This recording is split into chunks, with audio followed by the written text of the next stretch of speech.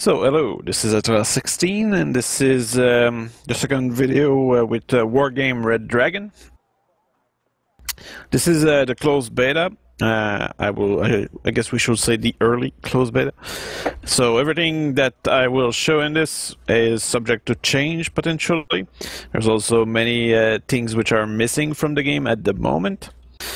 So what I'll do today is I will continue the presentation of the new units, then I'll probably show you a few replays, because let's say that the stability of the game is still a work in progress. So I'll show you a few rounds which were interesting that I have in my replays. And this will also allow me to show you the action up close, as opposed to have to be zoomed out to actually have a clue what's going on. So let's proceed. So yesterday what we did, or actually in the previous video, what we did is we just checked everything which was new for the NATO faction, and today what we'll do is I will show you everything which is new with the Pact faction. And there's also a few units which are not necessarily new, but they have been modified, so they have different loadout. So I guess we'll just explore all this. So what I'll do is I will present the logistic, for example, of all faction one after the other. This way, I think it allows us to organize really on what specific. For example, if you were to do a full pact deck, you will have a good idea of which faction can bring you what. Okay, so let's go. So this is the pact here. So we have, as we are used to, these German, the Russians, the Polish, the Czechoslovak, the Chinese, and the North Korean. Now, of course, you can use coalition, so you can have the two coalition in this: the Eastern Bloc, which is made of Polish, Czechoslovak, and East German.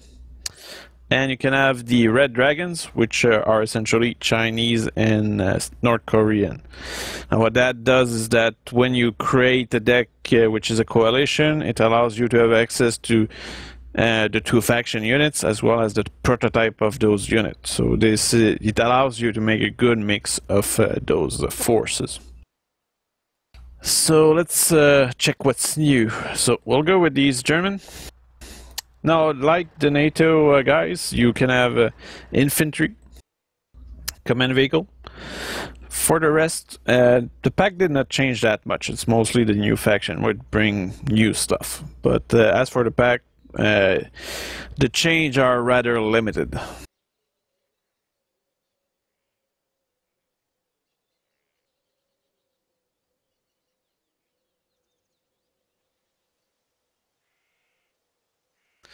So the East German have new command infantry.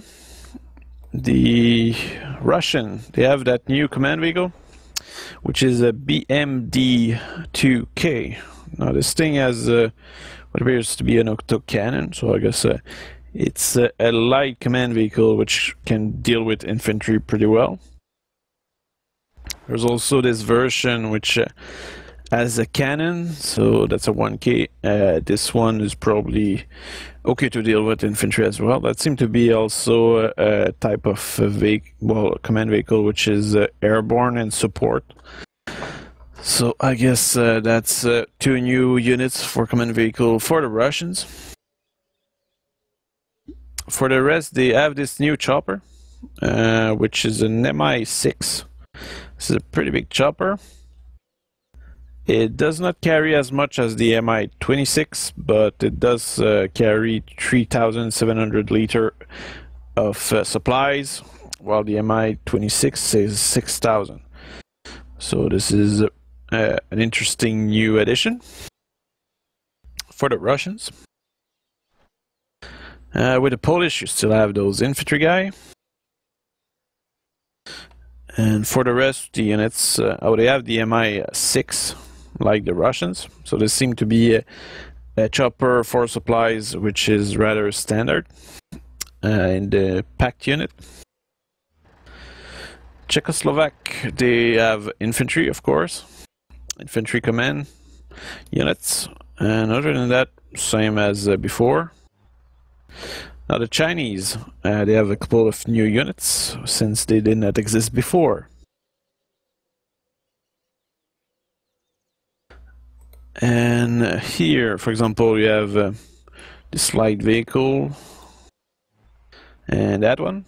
This one is actually amphibious, so that can be useful.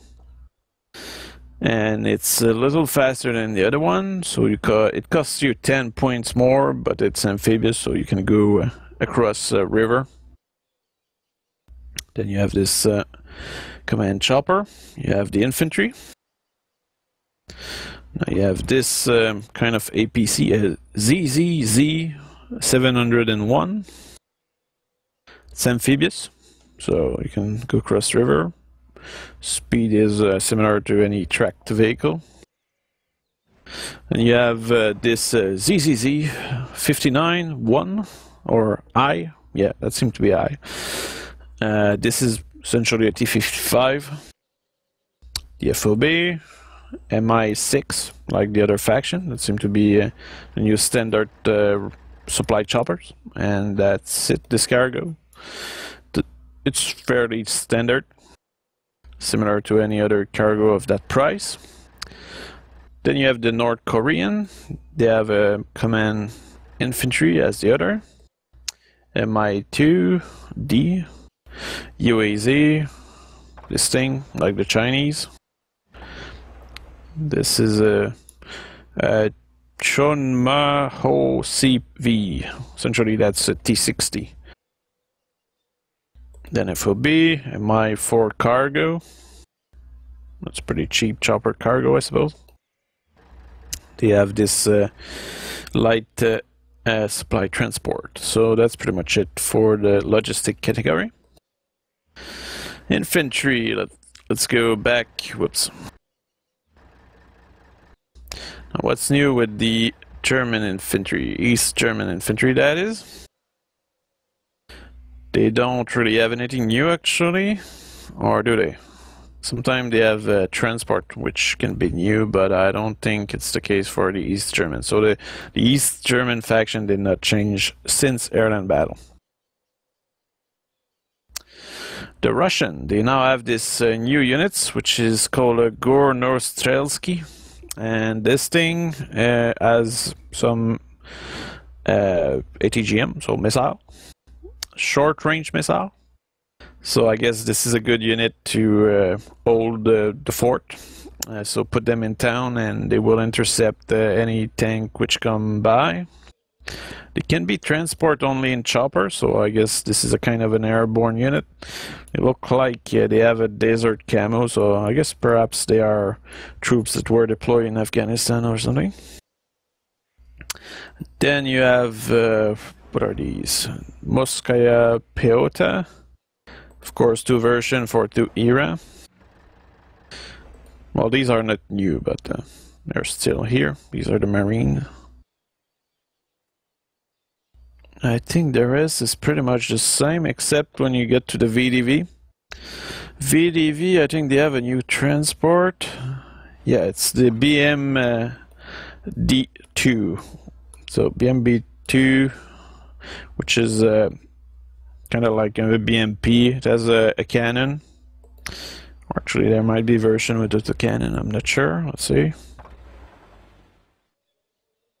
Now they only have cannon in this case and missiles, so very similar to a BMP.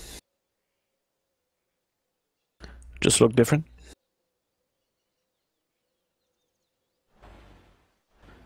There's also the BMD3. What's special about that? Well, they are amphibious. So that's pretty much it for the Russian infantry improvement.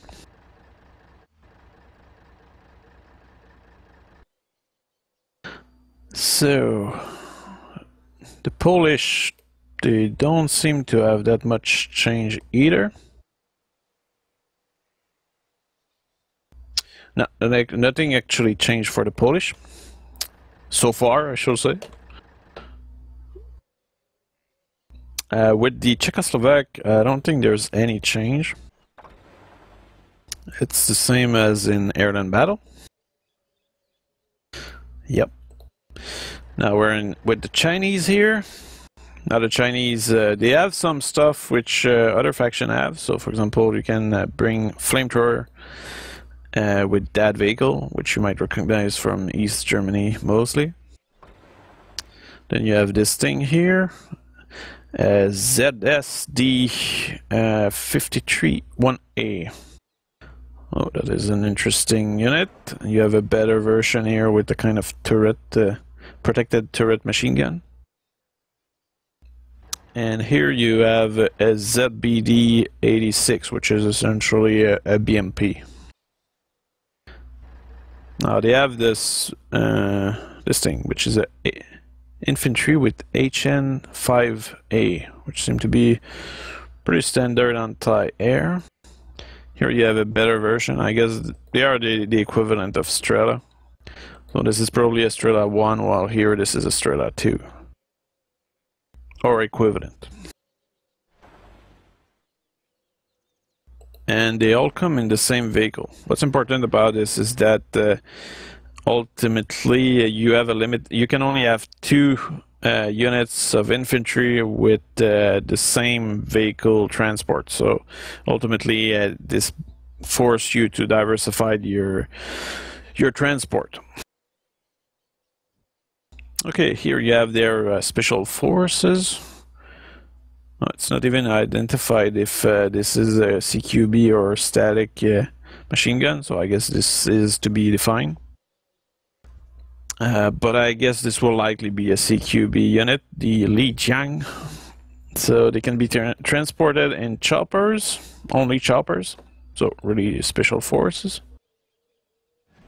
Then you have the Liu Zhangdu, or something like that. So these are like your regular infantry, but perhaps a little better. Seem to be they cost a lot, so what's their main interest? I guess AP power for an anti-tank at short range is kind of high, so I guess that's a bonus if you use them and the enemy actually come close. Perfect for ambushing enemy tank up close. Now in terms of transport, they seem to have something special here. Yeah, they have this vehicle which has an autocannon. I did not see that before with the previous Chinese troops. So this version of, let's say, good regular infantry has an autocannon transport, which can be an interesting thing to bring when you are fighting a lot of infantry. Here you have some more anti-air infantry. They can use the same type of transport as the previous one. And they seem to have similar stats to the previous anti-air. Here they have actually an anti-tank type unit, which has, I suppose that is a kind of recoilless rifle. So what's interesting about this is that this is not a rocket, it's not a missile either, but it is an anti-tank which can do 12 AP power. And that seems to be a kind of recoilless rifle or some kind of thing like that. And they're not particularly expensive.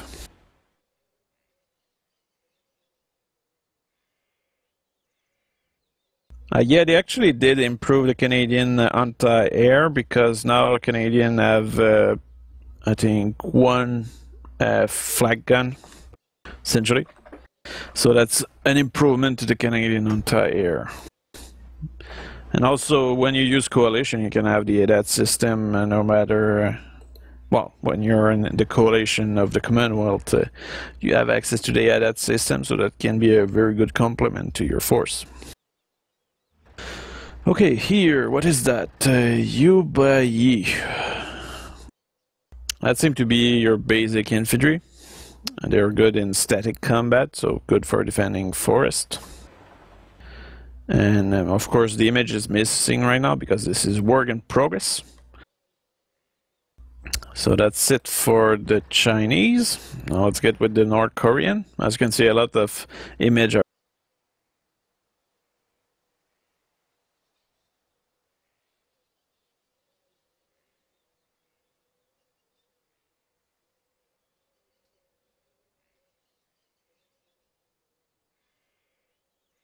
okay, it seems that the stream did disconnect.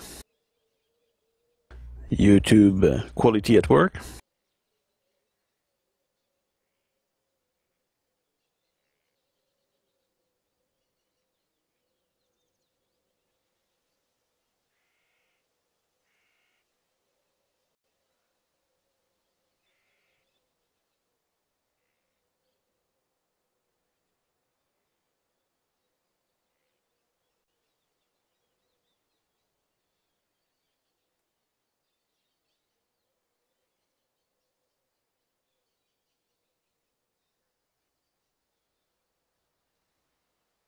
Just checking where I was.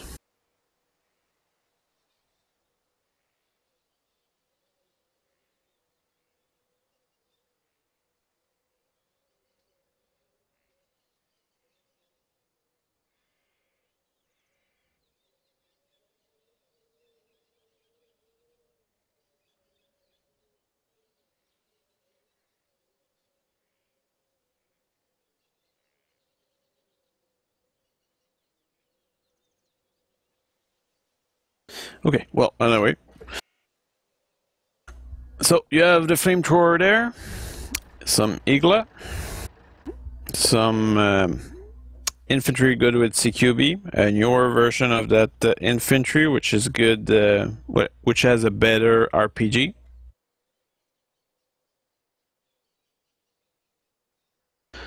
Then you have these guys, that's probably the reservist, so very inexpensive unit.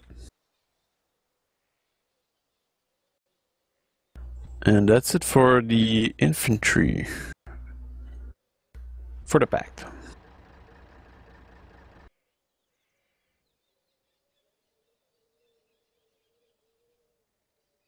So let's move into the support.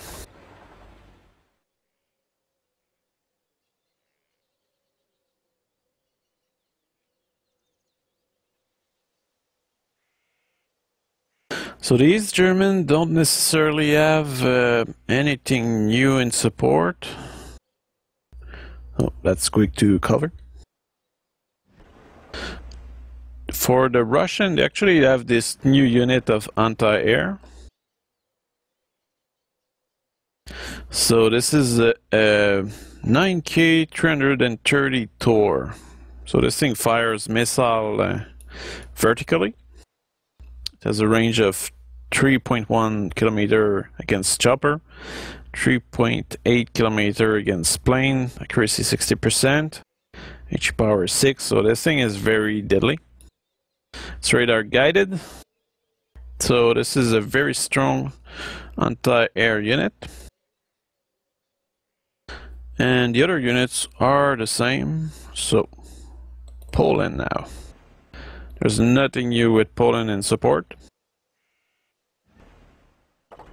Nothing new with the Czech in support. It's the same as in Ireland battle. Now the Chinese, they have well, this truck here, which is currently an East German truck, and this probably might change visually or not, I don't know, but this is clearly probably a work in progress, and the image here is a work in progress. So you just know that you'll have a truck which will have infrared missile against planes. So. And here you have the HQ-7. This is an infrared launcher. It can fire on the move. Pretty big missile here. They are infrared. Good range against chopper. 2.6 kilometer for against airplane. So that's pretty okay. Chopper is the main interest of this thing. I guess you can compare this to the BRDM with the 1M missile. Actually, Strela 1M, that's the one. So this is you can compare it to that. Then here you have this launcher here, very impressive stuff. Only 2 missiles though, but the range is 4.2 kilometer. HE power 7, which is very high. So this is a very dangerous launcher, but you'll need to keep it supplied very quickly. Then they have the PGZ-80, so that's a flag gun. No radar there, and slow rate of fire, of course. But that can be useful to spread around. They have this unit right here, which I find to be one of the most amazing anti-air that the Chinese have, or in the pack, because this thing has a cannon which is radar guided. Similar to the Tunguska, the main difference is that it has a fire and forget missile, 3 of them, but overall this unit is really cool. I really like it, and the sound is very nice also. Here you have a rocket launcher, so 40 rockets, 6 HE power, but this might change, I don't know. But they do have another version here, 40 rockets as well, just more range in this case. You have more rockets here, so less rocket, more punch perhaps. No, shorter range, better accuracy maybe. Then they have this thing here, which is an artillery piece of 122 millimeter, so HE power of 6, range dispersion. They added the dispersion, which means that this may fall in a radius of 7 kilometer if it's not a corrected shot. So that's a new variation. Then they have this artillery piece here. Have some mortar units. They're very similar. The main difference is the range, as well as the HE power, which is a little better. North Korean. Now that's a faction that should have a lot of artillery. They have this launcher here. HE power of 12, that's pretty high. Dispersion 4 kilometer, that's a very good artillery piece. Here you have more rockets, less HE power though. They have a BRDM-2 Strela 1, so same as the regular one the other faction are using. They have a Toshkon 122 millimeter. This is actually a pretty good piece. Good HE power. And it actually has some armor. And they have a better version here. Here they have another version, shorter barrel but more HE power, so it's a bigger caliber.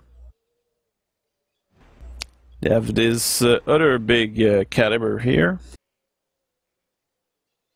and 8 HE power, that's very high. So this thing really does blow the mind of the enemy. Then you have some mortar here. And here, some Shilka. And some flag gun like that, like the Chinese. Did I click on that one? Oh yeah. So they have the S125 Neva, which might not look like this if I compare it to the picture over there. So I suppose this might be subject to change, so that might change. So don't take this for granted. Okay, now let's go back over there and let's see what's new in the tank. East Germany, nothing new. Russian have some new stuff. T-34, for example, a great improvement. It was totally missing from Airland Battle. So that's a cool thing that they added that to the Russian. They were really lacking it, you know. And the other interesting aspect here is the T-72 OBR 1987, as well as T-72B OBR 1989, and a T-72BU. Now, T-72BU, for those that are not familiar with the old history of the evolution of Russian tanks, this is a series. Well, actually, the T-72BU is essentially a T-90 with missile. So, because the T-90 is based on the design of a T-72. So this is your T-90 if you want one. And you can look at it. North Korean actually have one. So these three tanks are actually very expensive and they're really good. They are called T-72B something, and but they are more expensive than the earlier version here. So it's not because it's called T-72 that you should look down at it. You should probably look at their stats, and you'll see how good that stuff is. The only downside to that specific type of tank is they only have 7 rounds a minute.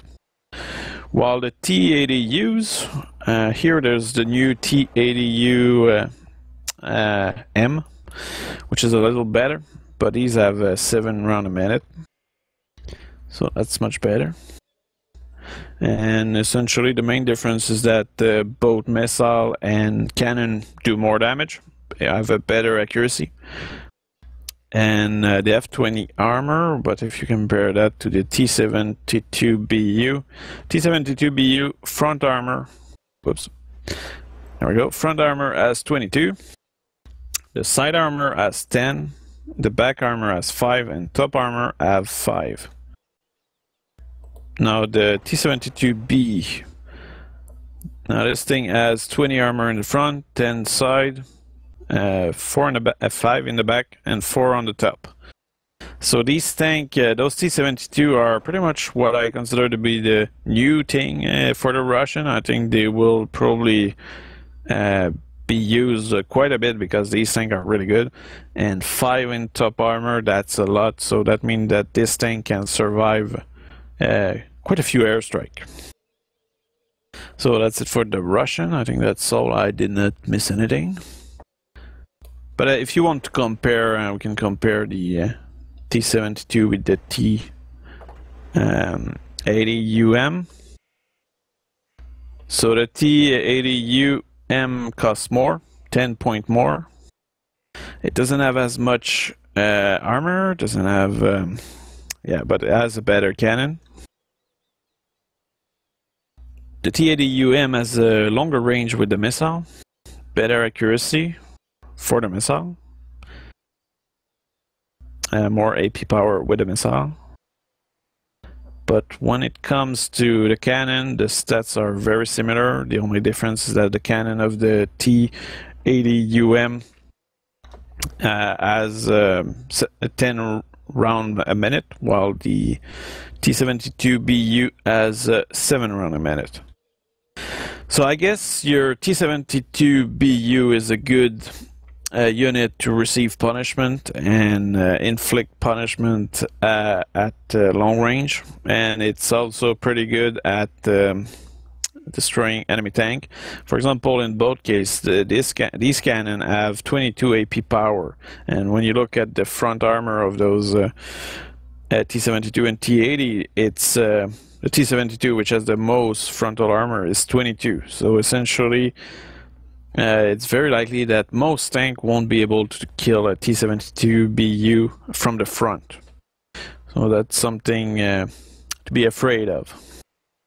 And even airstrike on those T-72 will not do that much damage because they have 5 in top armor. While the T-80UM, that's the unit you want to use, just fire missile from afar, while being able to receive enemy fire. So these two units are the new ones, and I think they are the most significant ones in terms of improving the Russian deck. Okay, now let's see. Polish, nothing new. The Czech, nothing new compared to Airland Battle. Now the Chinese. The Chinese have this ZTQ62. This is pretty much a T62. So it has barely any armor, which is kind of weird. But I guess they tried to save on metal or something. They are pretty bad, but they are really inexpensive. Well, this one here actually has a proper range. I guess the Chinese rely on number, and perhaps they can be good at fighting light enemy. They probably don't need to have a heavy tank. Then they have this thing, which seems to be a kind of a mix of a T-55 turret with the I don't remember what's the name of that, with the PT-90 body. Yeah, that's what I mean. Then here you have the ZTS-63-2. Now this thing is really interesting because it has a Bastion missile, and these missiles are really good. Also has a cannon, which make it a proper tank. Doesn't have much armor, but I guess to ambush the enemy, that's, or to support an advance, that can be very nice. It's also amphibious, so this is an amphibious tank, which is interesting, because very few tanks are amphibious, so that make it very flexible. If you want to do a surprise move, this might be a very good unit to use. Here you have those ZTZ 59, 1, 2, and 2A. So this is very much like a T-55. It's very inexpensive. The statistics are very likely similar. This one seemed to be a little better because the AP power is actually 15. So this makes this tank a little more interesting, because even though it doesn't have much armor, if you fire at the enemy, this thing might actually kill it, even big tank. So don't underestimate this one. While the other one, 12 AP power and 10 AP power, that's more limited. Okay, so this is a ZTZ-88. So this looked like kind of a mix of... well, that looked like an improved T-55 with the bigger size. I don't know if that's the case, but it does look like it. So this one costs 60. So I guess in terms of price, they are similar to T-72. They go from 15 AP power. They also have a good HE power here, which is unusual because most tanks, even if they are really good, they don't have that much HE power. So this one also has good front armor. This is pretty much the best tank the Chinese have. So this is a tank which can be compared to the early Abrams in terms of capacity in the game. This one actually has 21 AP power, so that's pretty good. You can use that against a very good tank. Now let's move with the North Korean. What do they have? So they have this Chohonmaho, which seem to be a T-62. And they have different version of it, so they seem to have customized it and improved it. So this one has 16 AP power, so that's okay. It costs 75, so this is like a proper T-62. They have this weird looking tank, which has missile and cannon. Or is it? Yeah, it's cannon. Doesn't have much AP power, and the missile AP power is not that good. I guess this is... I think they should put that in vehicle nearly. It's not particularly good. But anyway, it's considered a tank, so we'll go with that. They have the famous T-34. Then they have T-55. They have T-62D. T-72S. And they have a T-90. Now the T-90 doesn't have missile like the T-72. I don't remember the name, but the best one. So this is still a pretty good tank because it has the same characteristics. So 22 front armor, 10 side armor, 5 back armor, and 5 top armor. The cannon is the same as the best T-72 from the Russian. The only difference here is that it doesn't have a missile. So this is pretty much the best unit the North Korean have in terms of tank. And Abrams might be afraid of it up to a certain point. Now we'll go into recon. So the East German recon, there's nothing new, I think. Maybe this one. I don't remember seeing this one in the previous game. This one has 2 machine gun that can fire at chopper, so that can actually be useful. It's an interesting addition. The Russian, they have this new vehicle, which is a prototype. This has an autocannon of 30mm, so pretty good caliber. And it's amphibious. 2 AP power, but this is an autocannon, keep that in mind. So this is an interesting addition. Then they have the KA-52, which is the Aquila. No, actually, it's not necessarily the Aquila. But this is very similar to the Aquila we used to know in airland battle. Other than that, nothing new with the recons. The Polish, they have the same new unit here as the German. Other than that, the recon are the same. The Czech, I don't see any change. The Chinese, they have this small jeep there. They have those recon infantry, which are static, so that means they're not particularly amazing to capture towns, for example. They have this chopper here. They have this vehicle here. And another version, which is similar to the one the other faction have. North Korean, oh, they seem to have a lot of recons. So they have this BRDM-1, BRDM-2. Now here they actually have a German vehicle. So I don't know if that's really what they have, but they will...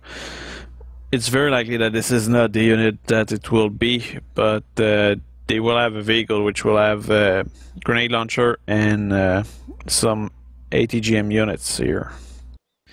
But of course that probably won't look like this. Or if it does, well, at least you won't have the German sign on it. Here they have the same BTR-48 as the others. They have a sniper team, which is an interesting thing because you can fire at the enemy infantry and kill them pretty quickly with those. MI2, they have this. Well, I'm not sure if that will be this, but here there's the South Korean army, so I'm not sure if that will be the right unit. Then they have this PT-76. They have the Type 63, which is the tank I was talking about that has a T-55 turret on a PT body, essentially. So UAZ, another type of recon. So that is it for the recon. Let's go into vehicle. What's new over there?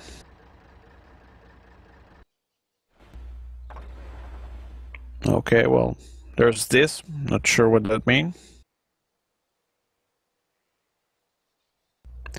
Other than that, nothing new. The Russian, well, the vehicle are including the transport. So you see now the transport that the infantry transport. So you can see the different variation of them. They have cannons or autocannons. No, they only have cannons and missiles. These are for the VDVs. Then they have those BTR-80A with autocannon in this case. Or, no, actually cannon as well. That's a cannon. No, that's an autocannon. I was right.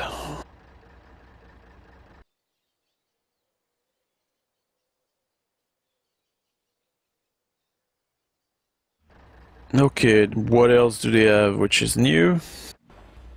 Now, these units were already into airland battle, so the rest of the units did not change that much. Polish, there's no change here. Czechoslovak, there's no change here. Chinese, so they have those vehicles with the recoilless rifle. They have this kind of vehicle here with missiles, 4 missiles. It's a recon unit, so that can be interesting.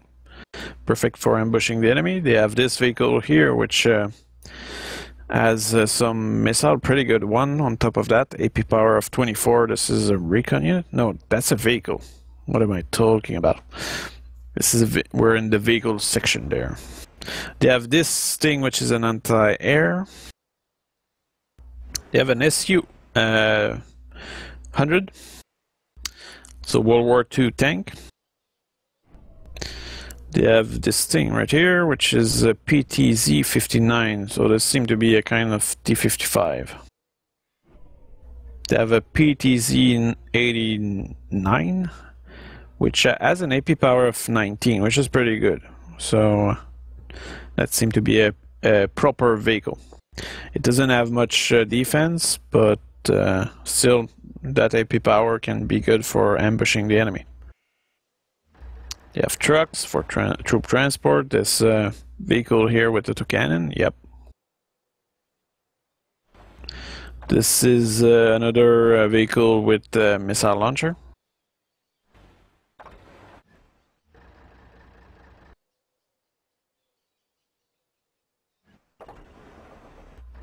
And yeah, they have a BMP over there. And a flamethrower T-55.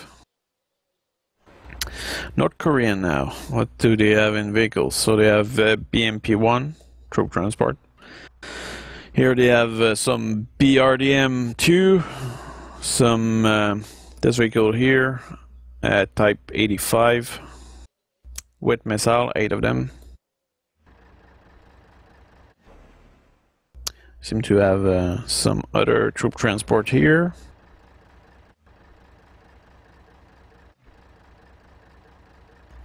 They have this vehicle with autocannon, as I did show previously with the infantry.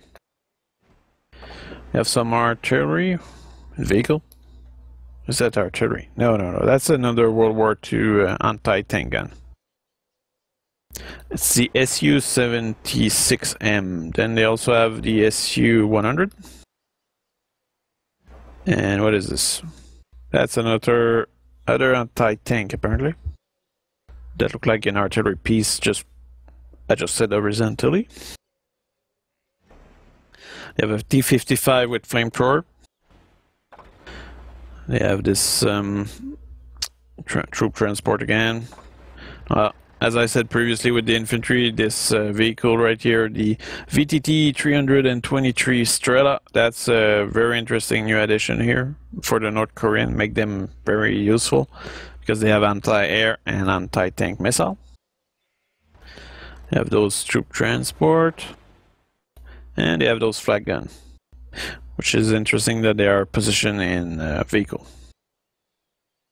Helicopter. So they have this thing here, but once again I'm not sure if that will be the model because this is South Korean stuff, so I think this is something that will change probably.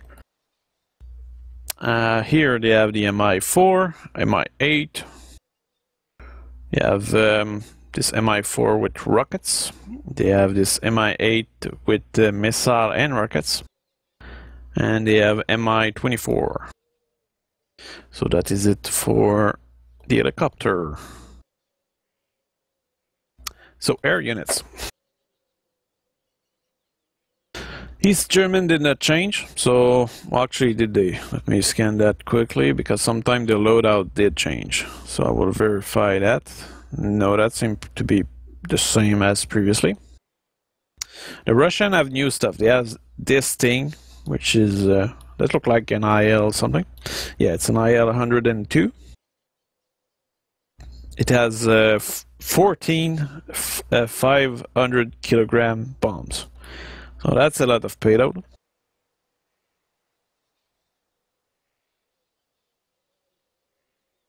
And yeah, this is a pretty slow. It goes very slowly. Doesn't have ACM, so this is a plane which you will likely throw in the fight and lose.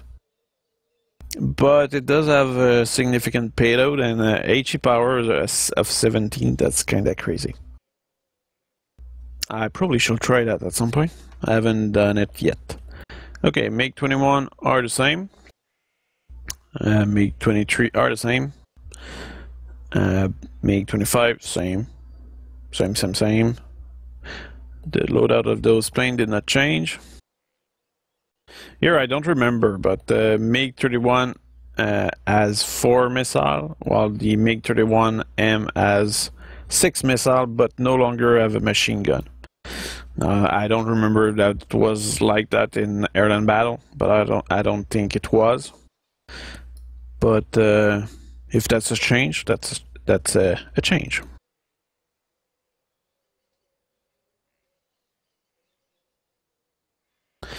Okay, they now have SU-27M. What's interesting about this change over the SU-27S is that the M version actually use R-77 Vimpel missile, which are fire and forget. This is something which is rather important because with the SU-27S, the plane had to follow the target, so you could not change target. Well, if you use the SU-27M with those missiles which are fire and forget, you can engage multiple target depending on the situation, and you'll be able to just expect the missile to fly to the target without problem. While with the other one, if you change target, well, the missile will simply go off target because it was your plane which was guiding it. Well, here with those 6 fire and forget missile, this is a plane which is very dangerous because it can change target easily and quickly. Now they also have the Su-30. This one has 6 fire and forget air-to-ground missile, and this is a very dangerous plane. AP power of 30, which means that if it does hit whatever it is, it will be dead. Also, the range is 3 kilometers. This plane also has 4 missiles, which are R-77, so 4 of them fire and forget. So this means you can also use this plane for air-to-air purpose. Of course, I will probably not risk that because it's kind of expensive. But this is a pretty good and reliable plane. The Russian also have the Yak 141. This is a plane which is designed for air-to-air combat. I'm not sure if it's a good dogfighter. It doesn't look like one, but it does have good payload. So R-77 Vimpel again, so fire and forget missile to infrared missile. So this is an interesting plane, and it goes pretty fast, good ACM. It seems to be good technologically speaking. I don't know if it's as good as the Su-27 for dogfighting with the gun, but this is probably less expensive than those two Su-27, and you still have high-tech gears on there. The Polish Air Force did not change. The Czechoslovak did not change again. The Chinese. Now let's see the Chinese. They have a G2. These are what? Napalm bomber. I guess they are also good for cheaply intercepting chopper. So you'll be able to use their cannon and lose the plane ultimately, but shoot down a chopper perhaps. Then you have G7C. This has traditional bombs, so for destroying infantry. It has one big bomb there, 2 fire and forget missile, a cannon, so this is a a MiG-21 essentially. Here you have a better version of the MiG-21 with this G7H. It has a 1,000-pound bomb, so this is very destructive. Both versions do not have any ACM, so keep that in mind. Here you have two MiG-21, which are really inexpensive, and they have infrared missile plus a gun. And what that tells me is that these planes are probably pretty good or specialized into intercepting choppers. So very inexpensive. You can have that in your deck and chase down enemy chopper and lose them. Lose your MiG-21 or your G7 without having too much problem with it, because they're not that expensive. One of the issue though that I see is that these planes are really fast, and as a result of this they don't really stay in the zone long enough. Okay, this is a G8 2B, or no, actually it might be a G811B. This seemed to be very similar to the previous MiG-21. Now, of course, those loadouts might be subject to change, so keep that in mind. These seem to be fighters right now, probably specialized around shooting down choppers, but they might change loadout in the final game. Here you have the GH-7A Feibayo. So this is an anti-radar plane. So seed capacity, good ECM, pretty slow speed though, but it's okay. I guess that will do the job it's intended to do. Here you have a Q5, which has rockets. You have a Q5 2, I suppose. Cluster bomb, kind of slow there. A little ECM, which might mean it will be able to reach the target and drop their bombs. Here you have another version. This one has actually fire and forget bombs, which mean they are GBU, they are guided. So once you drop those bombs on a specific target, it will track them, and the plane will just go out of there. This is interesting for destroying specific target. At the same time, this is not a type of bombs which is particularly designed to destroy tanks. So this is, I guess this is a good plane to target very specific, lightly armored vehicle. But you can also probably target the ground or something. Here the Chinese have the Su-27SK, and this one, okay, well it's similar to the, well it's a Su-27S. So same stat pretty much as the Russian Su that we know. North Korean, they have this bomber here, which has 4 cluster bomb. So this will be your anti-tank capacity in terms of bombs. They have the F5 Shenyang. So this is a MiG, I think it's 15, yeah. Or at least it looked like one. So this thing has napalm. Here you have this other fighter which has only infrared, so this is probably your interceptor of chopper. And you have a version similar, which is a MiG-21. You can actually intercept chopper with that. The G2B, that's rockets. Yep. So can destroy lightly armored vehicle. You have those two MiG-21 which have guided missile, but they need to keep them target in sight to destroy it. So that can be your proper anti-tank capacity. Here they have a MiG-23ML, which is their anti-air capacity up to a certain point. It's not the only one, but I guess that does the job. And it's not that expensive, so. You have MiG-29. this one has a good missile. It's not that expensive either. So 4 fire and forget missile, or yeah, and 2 infrared. That's proper support. Here you have an Su-25 KS, which has 8 500 kilogram bombs. So good with 17 HP power. That's really powerful. So if you want to carpet bomb a place, this is the plane to call. Then they have the what is this? Su-7 BMK.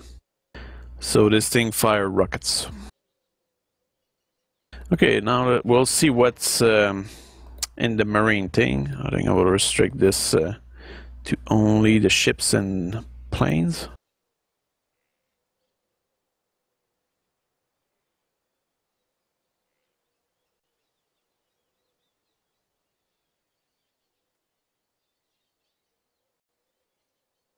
So this is all the packs. So sometime if you do a coalition or a specific faction, you might not have access to all those ships. But since it's pretty much all the same, well, it's not all the same. But I'll just show you for, let's say that you do a pack deck. So what justify the price? Well, you have the ships here, which is a new edition. So the Najin. So this is a ship which has a naval gun, pretty good range against ground unit and other ships. Then you have some anti-ship missile here, 2 of them, and some anti-air defense here, which is probably in the back. It's probably that one right here. I guess this is mostly, I'm not sure what that is actually. I guess this is a ship which you want to get in range of the enemy ships to destroy them, or probably a good ship to support your land forces advance, so you keep them by the coast or near there, and you will with your cannon suppress the enemy. But since it's rather limited in missile, I probably will not advise using this against ships. So, but this is also a command vehicle at the moment. Now you have this Sovereign Mini, which is probably the biggest packed ship. Yeah, it is. So 8 anti-ship missile here. Here you have some anti-air missile, 48, with a range of 5 kilometer, 5.2 kilometer. The air cannon have a 6.3 kilometer range, so this is a very dangerous ship. And if you look at it, strength is 250 at the moment. ECM 20%. Armor is 222. Rate of fire 27. Reload time 15. Reload time 8 seconds here. So this is like your ultimate packed ship. Or maybe not, actually. There's one which is more expensive. But we're not there yet. Here you have Type 051 Luda. This thing has different type of weaponry. So 6 anti-ship missile. A lot of defense and cannon. This is probably a proper ship to... well, the front cannon has a good range, so I guess you can use that to suppress the enemy ship. The amount of missiles is also pretty good, so that means you can use this again against enemy ship, and the defense system is mostly relying on machine guns, so, well, Vulcan or that kind of stuff, which make it okay to intercept missile. So I guess this is a good... if the previous ship is one you keep in the back because of the range and you're able to shoot far at the enemy, this one is probably the one that you put in front of that other one. And this one will likely be also pretty effective against ships. Here, this one, what is this? This is a Type 053 HT Jianggu 3. And this has 8 missile, anti-ship missile, 8.7 kilometer, which seem it's more than the other one. So this one is much better. It also has anti-air defense under the form of radar. So the previous ship, this one, the Luda, it has Vulcan, while this one has missile. So this means that it's different capacity when it comes to intercepting enemy incoming missile, as well as planes. So this is a good ship to destroy enemy planes, while the other one is probably a good ship to intercept incoming missiles. Now this one, that's the most expensive one. So this is a Udalloy 2. And the range of the missile is not that high, which is surprising, but you have 8 of them. It's very likely that the main strength of this ship is the range of the cannon. Let's see, compare it to the Sovereign. No, it's the same, but it has much more health or strength in this case. So it can survive much more punishment. And it's much more expensive as a result of this. And it does have some radar missiles, so it will intercept the incoming enemy fighter with missiles.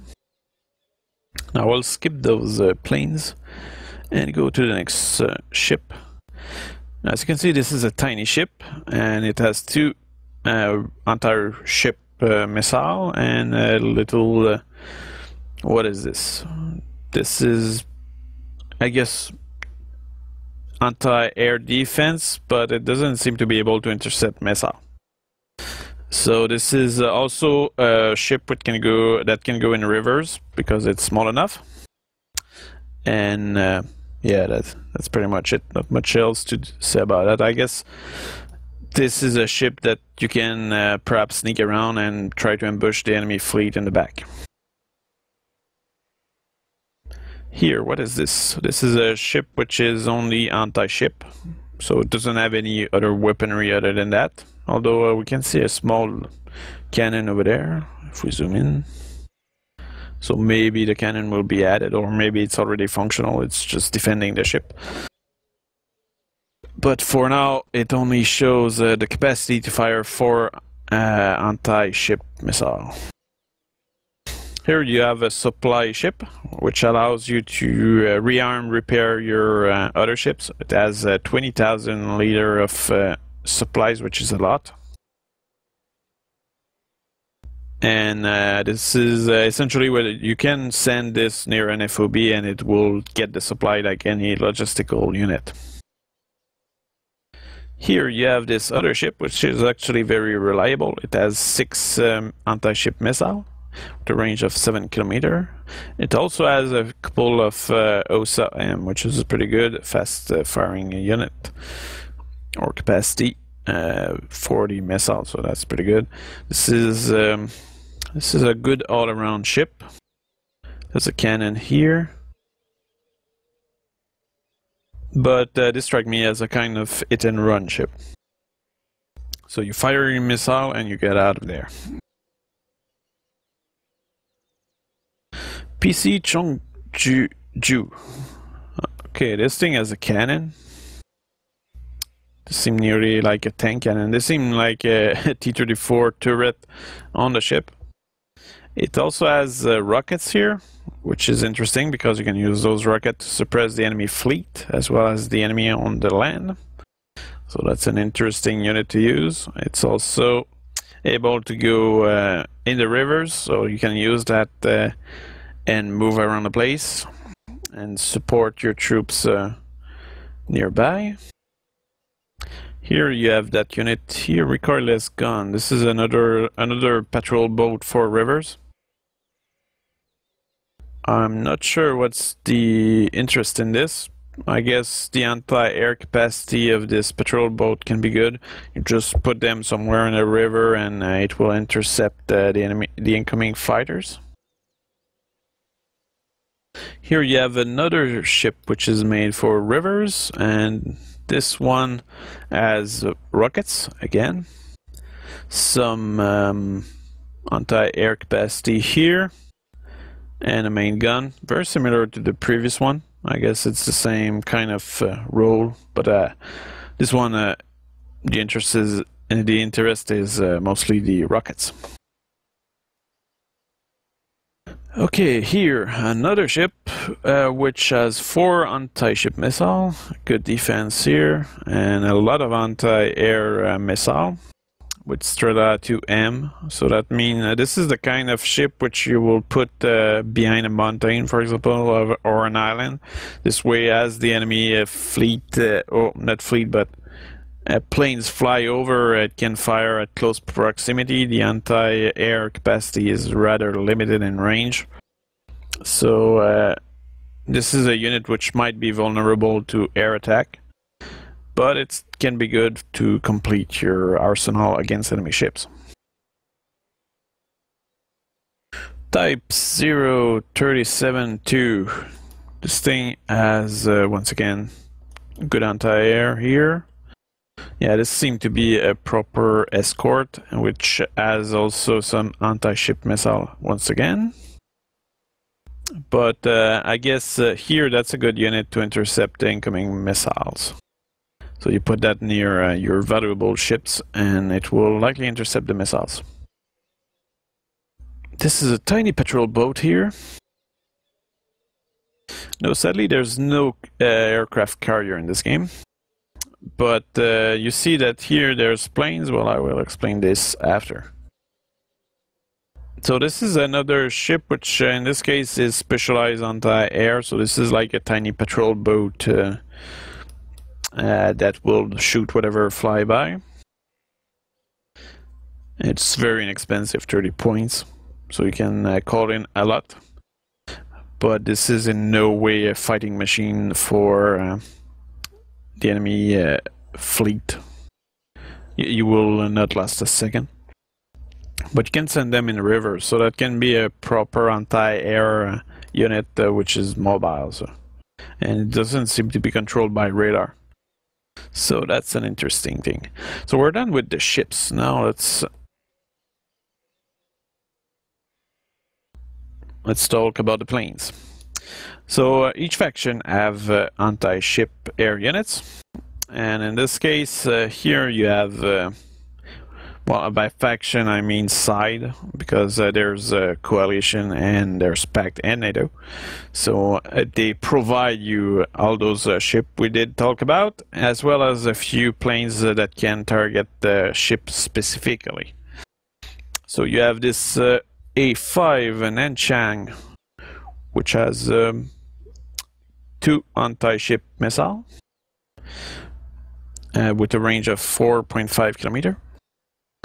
Here you have a GH7 Feibao. So this thing has 2 missiles with a range of 5 kilometers. Here you actually have a chopper with 2 anti-ship missiles with a range of 4.5 kilometers. Here probably one of the best anti-ship plane, MiG-29K with fire and forget anti-ship missile with a range of 4.2 kilometers, but you have 4 of them, which make it probably able to pierce the enemy defense, unlike many others. Here you have an Su-27K. So this thing has 1 anti-ship missile, which means it will likely get intercepted. But on the other hand, you can use it for air-to-air patrol, because this thing has 6 R-77 missile fire and forget. So this is actually a plane which can be a good air support. Well, not air support, but combat air patrol support. So here, Z9C. This is another chopper, seem to be Chinese, which has 2 anti-ship missile with a range of 3.5 kilometers. So if you compare this, the Russian version here, the KA-27PLP, has a better range. So these cost you nothing to put in your deck, and they will destroy whatever ship there is by firing 2 missiles at once, essentially. So this is it for the pact. So now that we did take a good tour of all this, I guess I will show you a replay. So let's see. I will actually show you a replay where what I'll probably end up showing you more what my ally did than myself, because he did mostly sea battle while I did mostly land battle. This is a round where we were only 2 versus 2, and the purpose of this round was mostly to test out how the ship combat work when you have very little resources, so no ship spamming. So we'll see about that.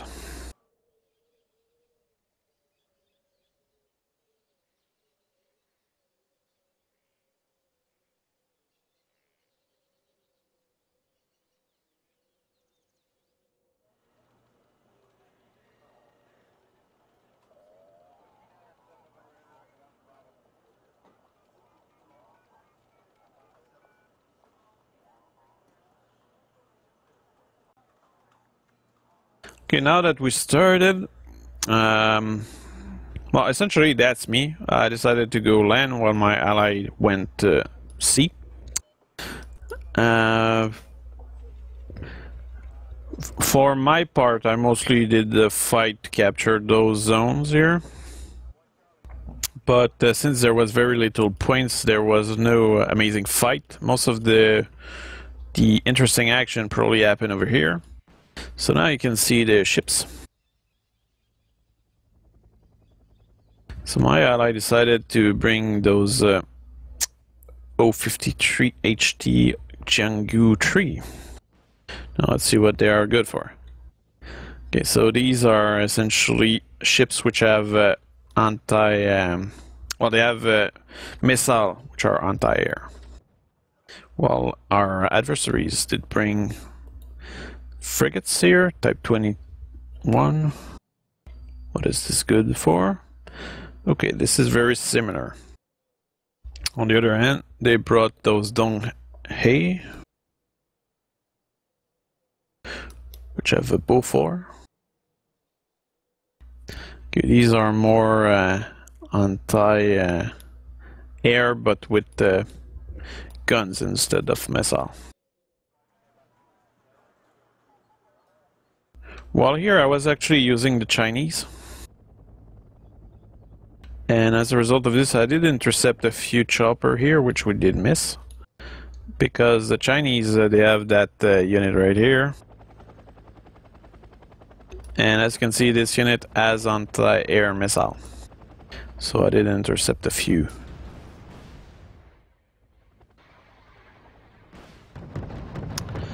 Okay, while here the fight is going on, I can see that the enemy decided to bring his ship all the way there to target these 3. But the thing is that right now I will say that the sea battle needs some balancing.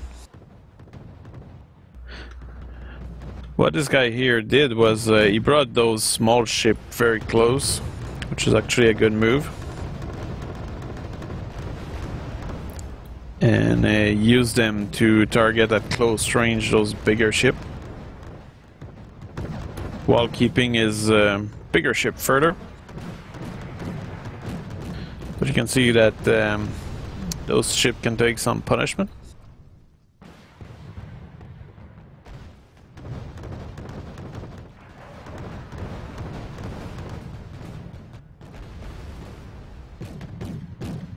That was an interesting move.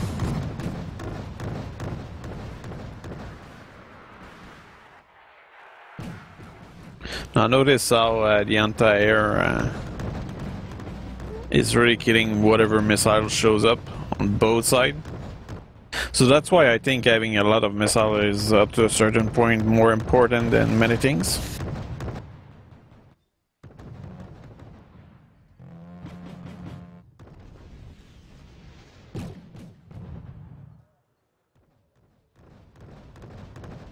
So you can see here a small ship with 4 missiles, I think, shooting on those Dong Hae.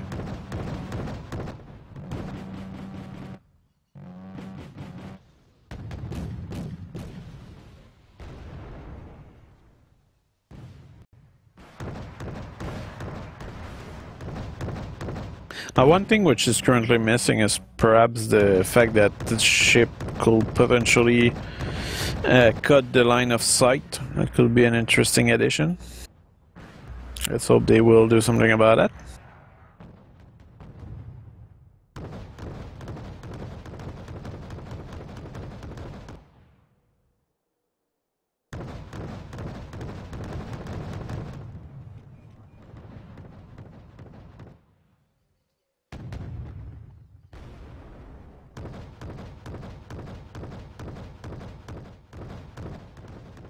There seems to be an autocannon. Well, this is a flag gun. He's using it to shoot on those small ships. That makes me think of a battleship up to a certain point. Okay, notice here some landing craft. Brought a few Marines, or Navy SEAL actually, which can roll on water at the moment, but normally they will float on water.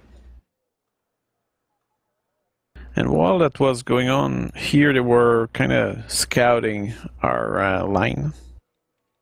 I was kind of anticipating that, so I brought this flag gun here. And he shut down the chopper. Here you have a T-90, which I brought alone.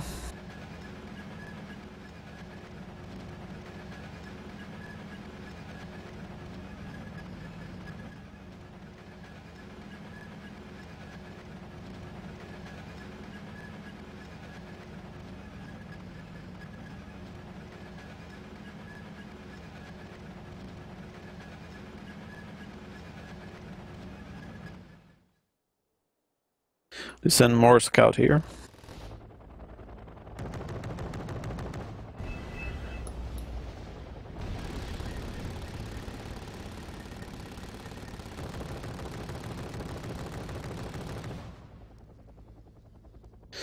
As soon as I saw that they had spotted my vehicle, I moved it away. This way they could not guess where it was.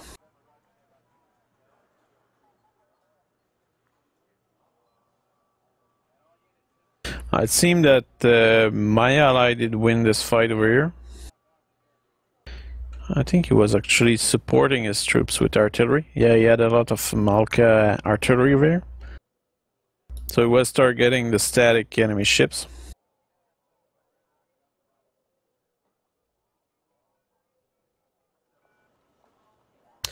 But as I said, this is a round where there was very little points. At the beginning, at least.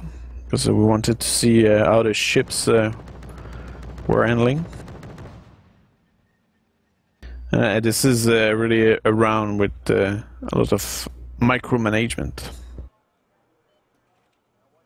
Now notice how you have some land units here from the landing. Now our ally, well, the enemy actually brought those small ships, which are mostly proper anti-air. As you can see, there's a few sound missing.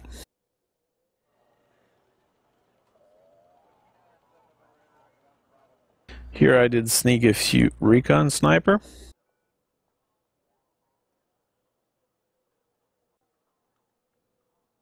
But I think at that point it was mostly a build-up.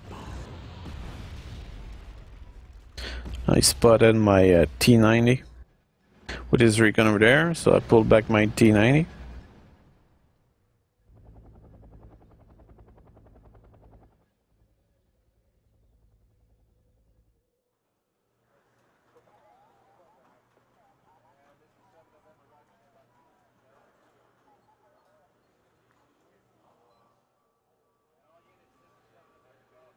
Let's speed this up a little.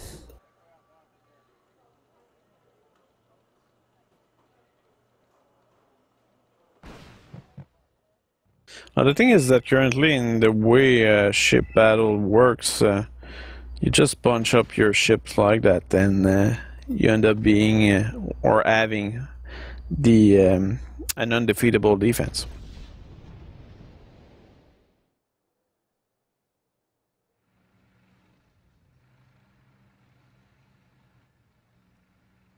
So here, there's some action going on here. The thing is that my adversary here, I think he was using probably a coalition deck with Scandinavian, or maybe Swedish. Not sure these are Swedish or not. Nah, that was a coalition of Scandinavian.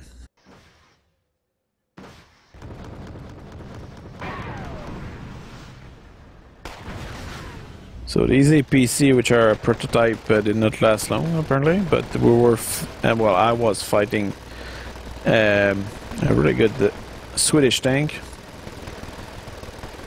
They did improve the infantry a little, while they still fire at the sky somehow.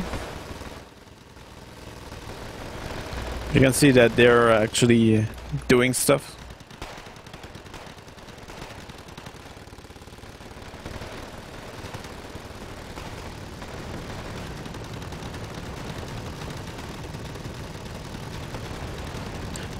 One of the enemy actually left at that point, which left probably a lot of resources to the remaining guy.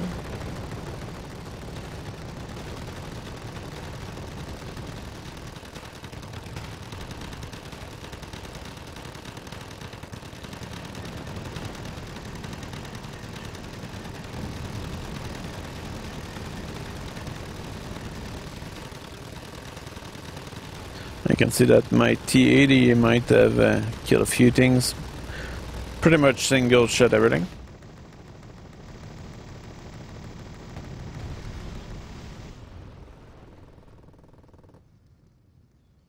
Just following the life and death of that T-90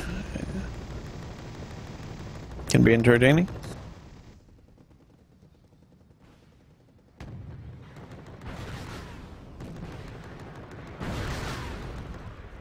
Ooh, that hurt. But no worries, that's a T-90. It can survive everything. You can see that it had a direct hit on it.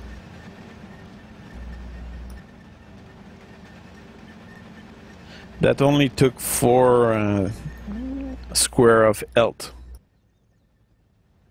So the T-90 did receive a direct hit from, I think that was a Draken, and it did survive.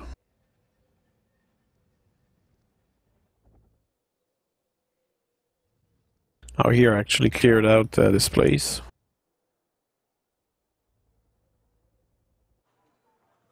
There wasn't much going on in the sea anymore at that point.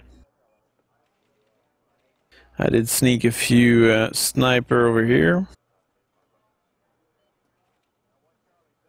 The thing is that this is a kind of game that many people actually play with very little resource, and some people really like that because this is a little more tactical. But this is clearly less intense than 10 versus 10, for example. So this game really does allow you to play the style of game you want. There's vegetation growing on the back of my T-90.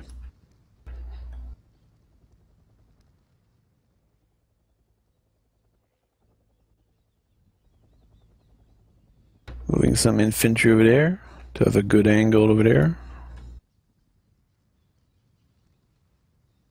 This is a vehicle of the Swedish.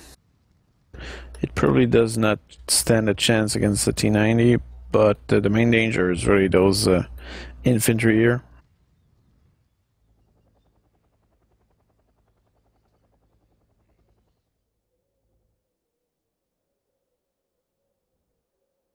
That's why I brought some flamethrower. And now you remember the... Oh, I was using a Red Dragon coalition, which means I had a mix of Chinese and North Korean troops. So you can see here the North Korean transport. This one has 2 missiles, or actually 3 missiles, and Strela anti-air. Some fighting going on here.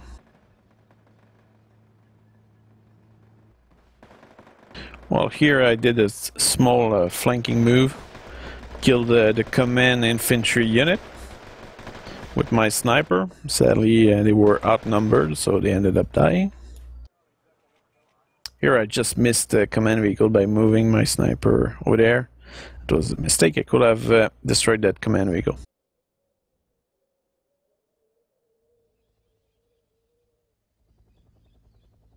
Here I still have my T90 in the open, which is kind of dangerous.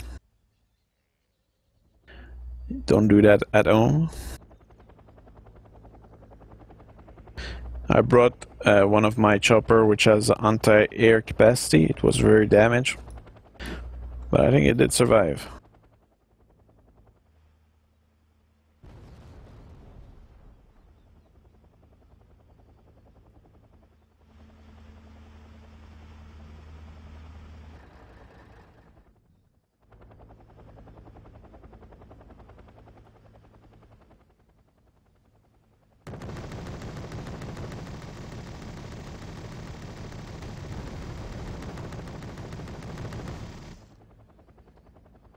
That's something which is interesting with those Chinese anti-air. They're actually pretty good at suppressing enemy infantry.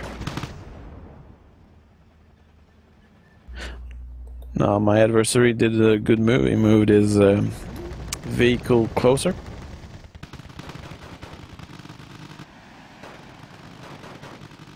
While my flamethrower are decimating the enemy infantry.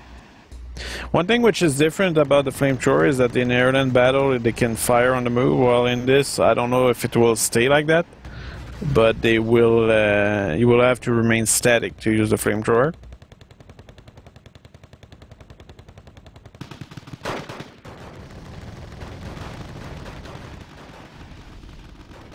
Oh, that STRV 103B did kill one of my anti-air over there.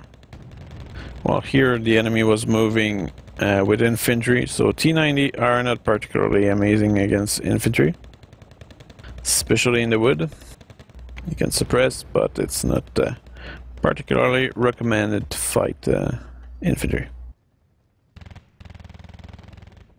Also, I knew that there was this tank coming in, so I moved my T90 to that side. I had a recon chopper here, which was spotting stuff conveniently,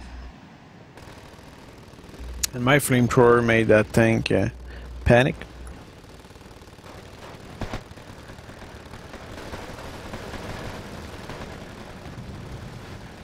While the T90 just destroyed the enemy tank with one shot.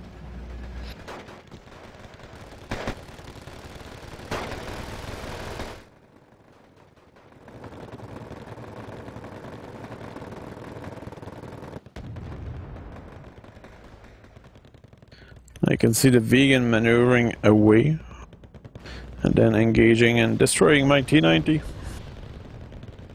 But you can also see that my troop transport are shooting back at the vegan over there, which is dropping flares to evade.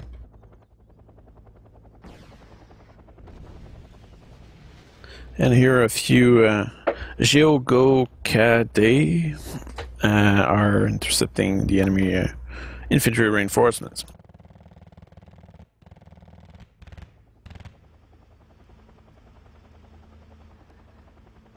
What's interesting about a small game like that is that you can see what's the value of each unit. For example, this one is just suppressing the enemy. It's not really killing much.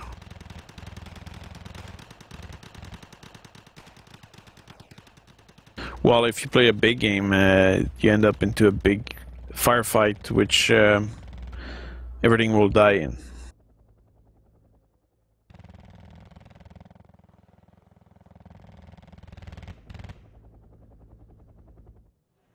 Now you can see that there's a falcon coming my way.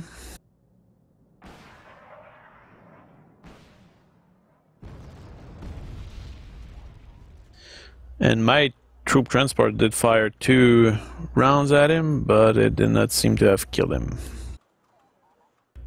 I don't know if it's because the F-16 was dropping flares, but you can see now that there's a perception that the enemy is gaining ground here. But I'm calling reinforcements. Now if we see what's going on that side, not that much.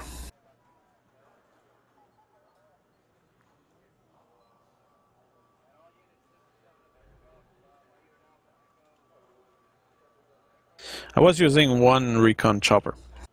That is what I was using at that point.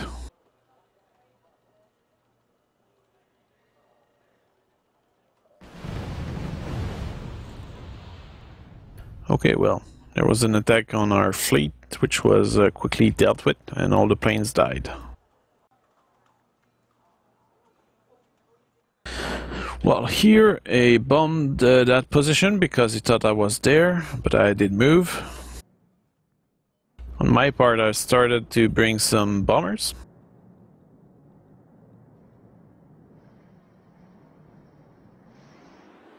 So these are G7H. So I was dropping bombs on whatever I was seeing.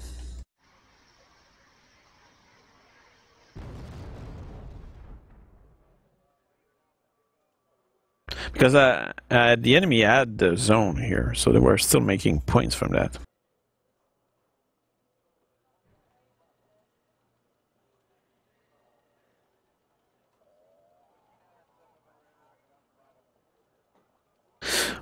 But the guy was alone, so we can give him a break.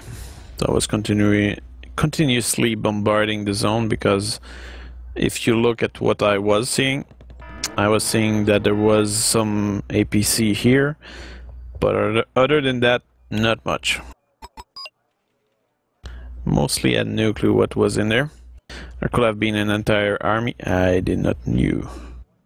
So I just decided to bring a cluster bomb attack and traditional bomb attack just to make sure that this place is clear. So just bombarding the whole place. Now you can see that I did hit a few, I think these were APC, yeah, which killed a lot of their passengers.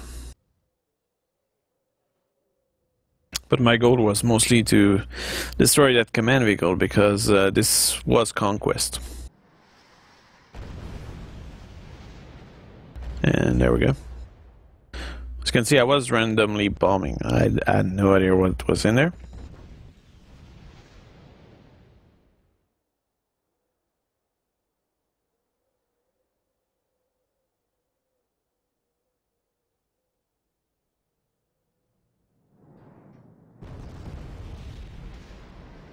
Still randomly bombing. Well, here the fleet started to advance.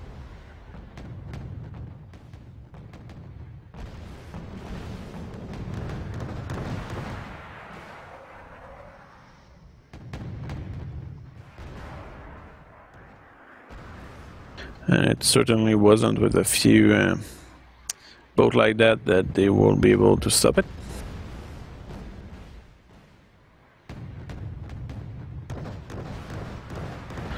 Just to see the size of those boats, you can see a different size.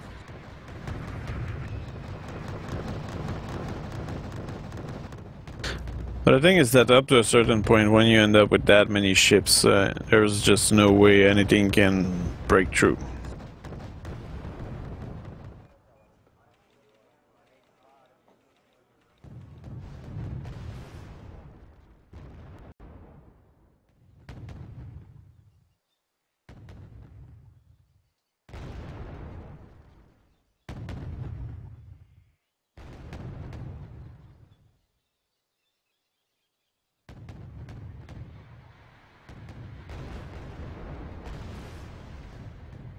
It seems that the best way to destroy ships is the main cannon, because the missile keep getting intercepted. So I guess people should probably choose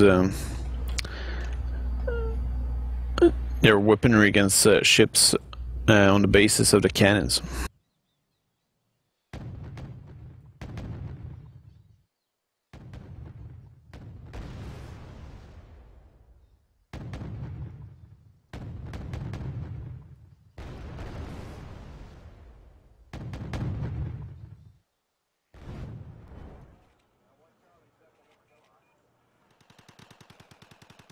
Well, here I add a lot of reinforcements. In here I do have, what is this? He's well concealed. Here, this is a tank. What is this? Okay, so this is a pretty good Chinese tank, but it's too much in the forest, we don't really see it.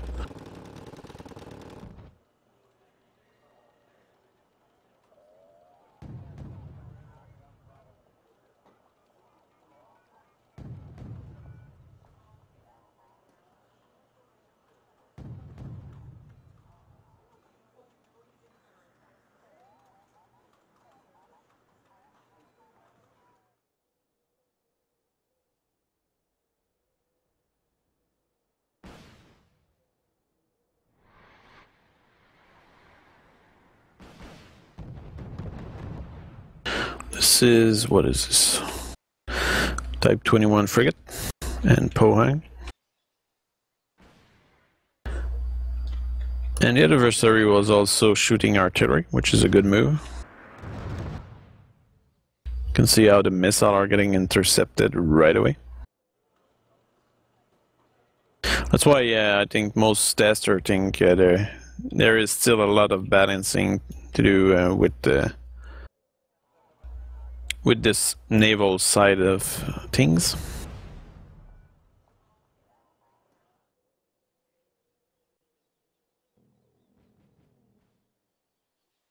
Because the main question is, why bother having harpoons and missile when everything get intercepted right away? Just notice how the missile did not even come close.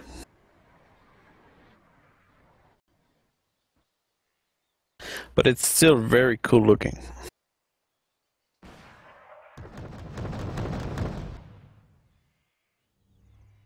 Oh, that one got hit, and this one as well.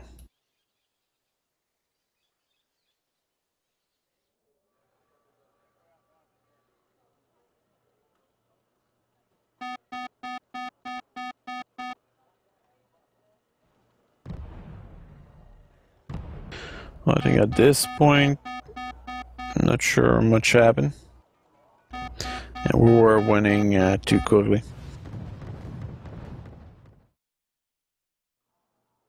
So that was it for this round. I think that was a pretty good representation of how the naval stuff work, and how a round with very little points does work as well. Now let's check this other replay, which is very different. There's no sea battle here.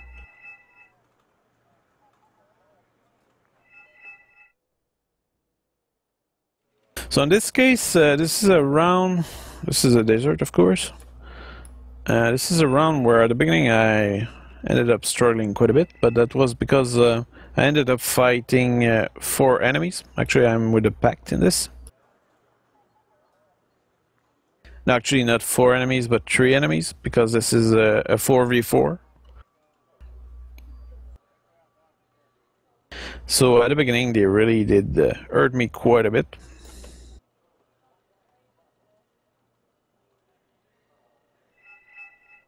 And you will see this round will have much more action than the previous one.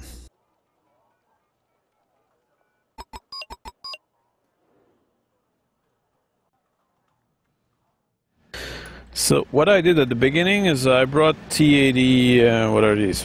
T80, T80Us, yeah. And I brought some Tor launcher, which is one of the new units. And what is this? T72K1. which is a command vehicle.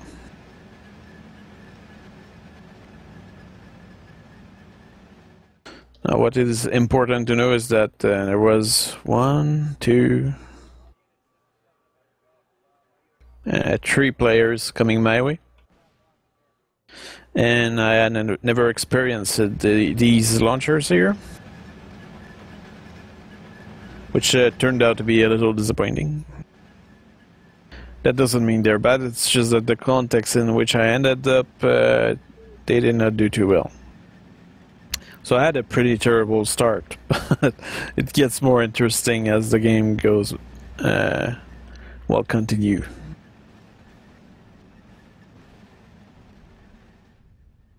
So, a smart move from my adversaries here. They moved a couple of Commando de Marine, which gave them a good view on what was going on here. Now, this ally here, he was sending a command vehicle into an infested town. And he preferred to send his stuff to die over there. Well, here I was completely unaware of those commandos. Well, that's why this was a good move on their part. And my T-80Us here were literally attacked by a horde of Milan 2, which are really dangerous. So it's clear that those adversaries knew what they were doing when they attacked this place. I can see a few Panther choppers. If we check what that is, for people that did not check, okay, that's a French rocket chopper. They're suppressing my T-80, and they also did destroy my Thor launcher. So my T-80Us here were now under attack by those Commando Marine. Well, that kind of put me in a bad position.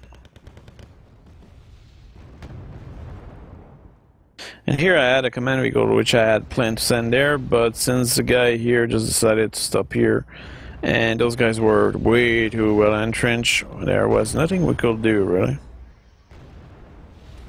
Also, now I had lost my 2 anti-air launchers. So as a result of this, my T-80Us ended up receiving everything. So as you can see, also the artillery in this beta, actually so far, does hurt the tank, which was not the case in airland battle. And I don't know if that will remain the case. Here you can see a Tiger. This is a very dangerous chopper. If you look at it, this thing has a Mistral, so it's good against enemy chopper. And this also has a lot of rockets. And here you can actually hear and see all the destruction my T-80U ended up under. On top of that, there was some M1A2 Abrams, so the best American tank they can have. And a lot of insistence on pushing on that side. At that point I probably should have pulled back my command vehicle there. But yeah, essentially that was a pretty bad start.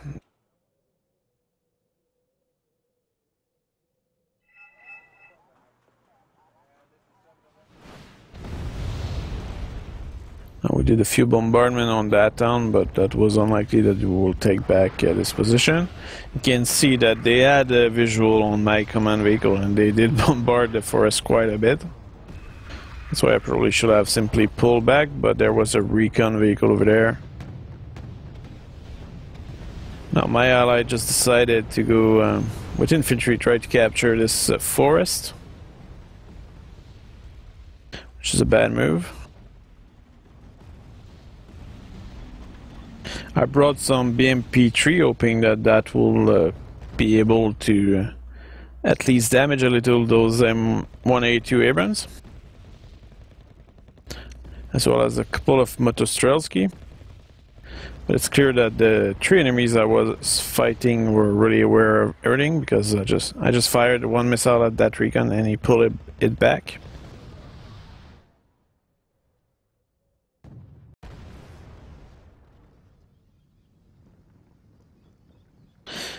Oh, these are just not even recon, they are reservists. I think these are North Korean. Yeah, North Korean reservists. That's probably why the guy did not bother to do much about that.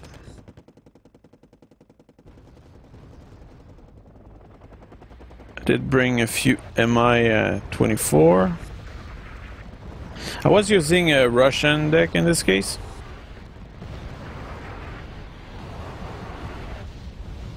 Now just look at that. A volley of artillery completely destroyed my BMP-3.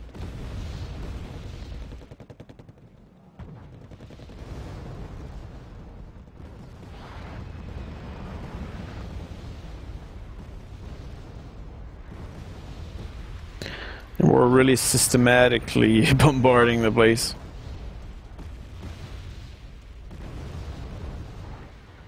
Also notice here, the enemy is bringing ADAT. So complementary to their M1A1s, they have ADATs, and this is part of probably a Commonwealth deck, because this is a great anti-chopper weapon. And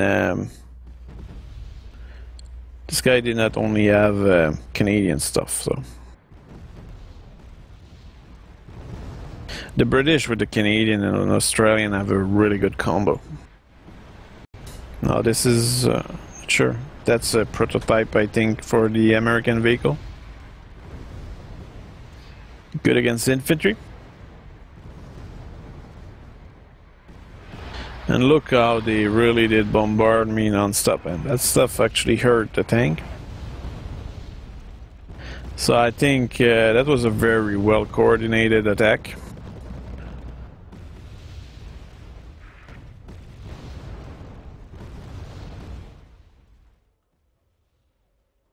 Well, on the other side, there was nothing going on. So all the... Well, there was nothing going on. Maybe that's an overstatement. Our ally did try to move forward there, but with the amount of troops in there, it's very difficult to advance. While in the center, the player here did not do anything. Well, here I just received a lot of artillery on the head. You can see the entire forest burning as a testament to that.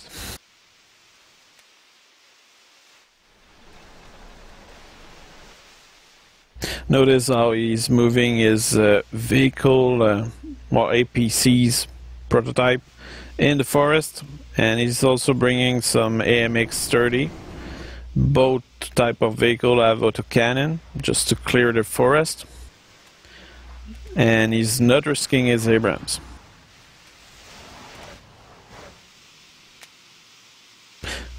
I guess that's the interesting part. What I did here is, since I had no troops left, is that I brought, what did I brought? A couple of Strela. No, that's not me.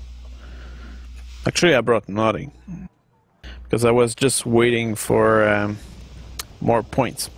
And I just kept my choppers here in the back, because I knew that it was dangerous. I brought Tunguska, I think. Nope, not yet. Later on. Oh yeah, I did a few airstrike, which cost me my air units, but did destroy a few enemies.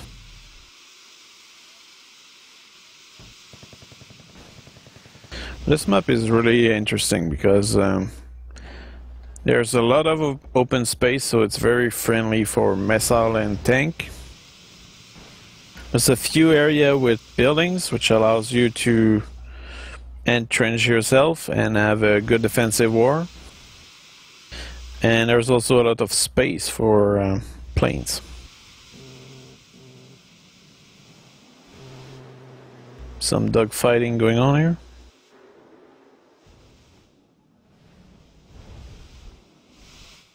But Eurofighter is too good for this.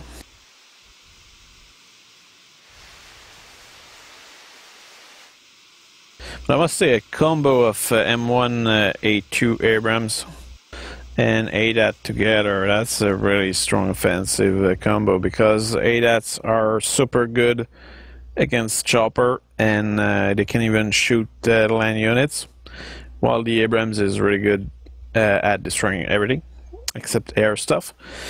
So having the Abrams attracting probably most of the attention and the ADAT following it and supporting it is a really powerful combo. Of course, you can only have that when two players cooperate, but I think that was a very effective thing. Here you have one of those insanely powerful Apache longbow with 16 Hellfire missile. This thing is really powerful. I haven't seen it do that much damage so far in the different round I played, but if somebody used this well, this can be a very dangerous chopper.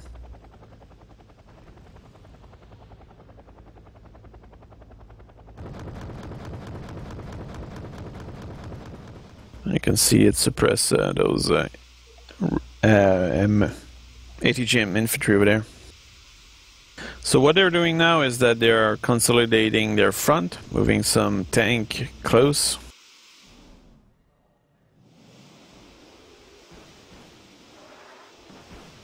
And now you have one of those IL 102 which just got shot down. I guess this plane is probably too slow, but if you are fighting an enemy with very little anti-air defense, that can be a proper plane to carpet bomb an area.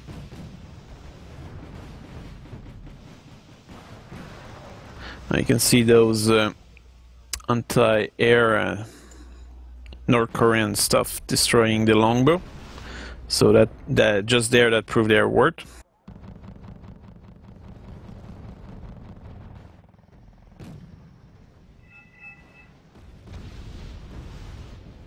Well, here a few BMP 685 are intercepting. What were these? Oh, some vehicle with those prototype. I had 3 Tunguska here. Somebody had another one here, so I decided to take back the sky. There was some dogfighting going on, which wasn't my doing. But at least we did damage significantly those planes. Interesting move here. Some SAS moving into the wood and clearing it, actually. This is very unusual. If there was a single unit of regular infantry, they might have been able to kill all this, but since there was only a vehicle, the SAS did manage to join into the party here and clear that down. SAS have some anti-air capacity as well as anti-tank capacity.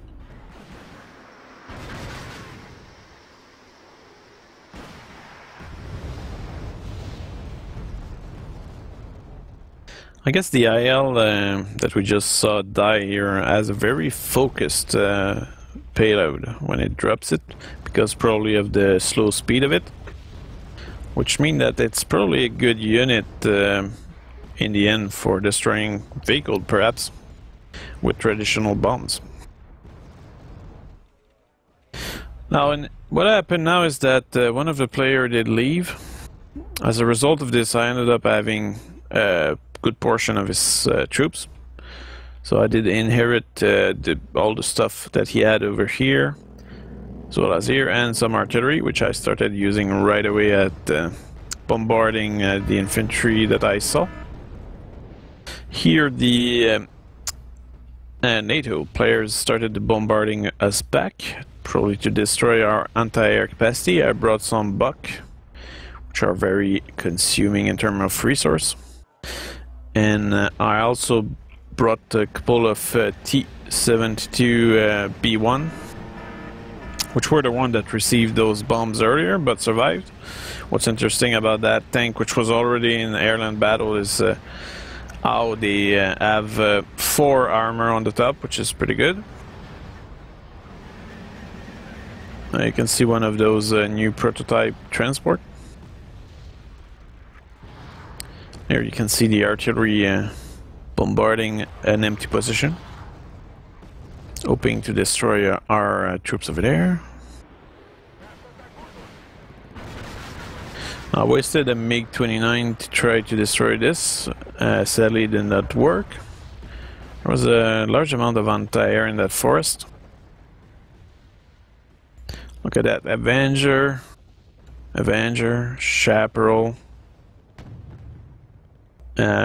Crotal, which is one of the new anti-air French stuff.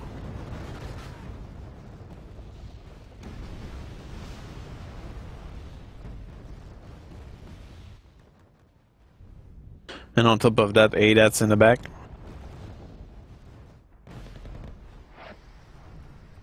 Now with my T-72, I tried to clear out those SAS, which did finally die. The thing is that the SAS were dangerous because they had the anti-air, so that means we could not bring any choppers. Now as a result of my operation here, I receive a large amount of artillery. Now let's see. 1, 2, 3, 4, 5, 6, 7, 8, 9. So I was receiving about the firepower of 9 artillery piece and mortar. So they really did not like me.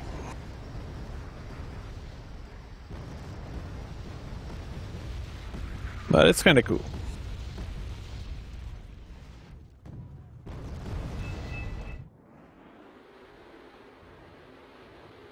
This is a Rafale, a Rafael, no, Rafale. It's one of the new French fighter. They were just keeping patrolling around. Let's see. Oh, all the missiles of the Rafale are fire and forget, which is something interesting.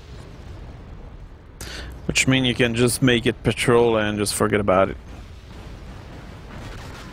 But now I was tired of seeing him around. Oh no, that wasn't me. But he did receive something from somebody.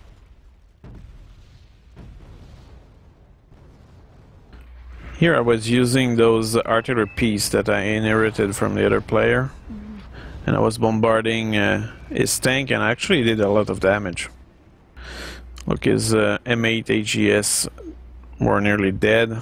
His AMX 30B2 were significantly damaged. Abrams got 2 damage here.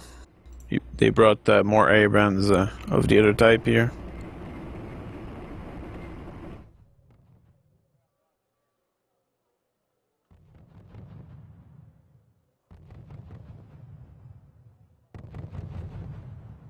What do I think of the balancing? Well, I haven't played enough, but there's still some work to do on the balancing. I guess this is why they are giving access to this beta to a few people. And they are, you can believe me, in the beta forum, there is a lot of people giving proper feedback and very good reasoning about everything. So normally, when this game will be available for pre-order, and there will be probably a beta coming out for people that pre-order, most of the balancing issue or most of the big bugs will have been fixed. And when the final product will come out, hopefully that will be nearly perfect.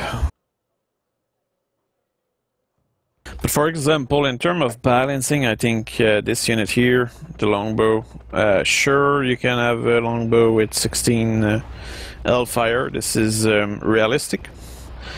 But I think a recon longbow, that's just a lot of firepower in the game.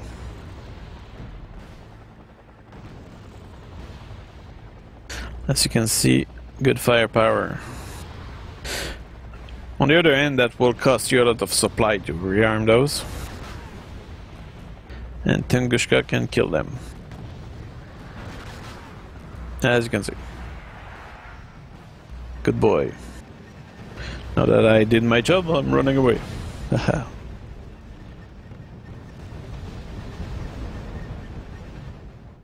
But it's clear that longbows seem a very powerful unit. Of course, they're vulnerable to Tunguska and that kind of stuff.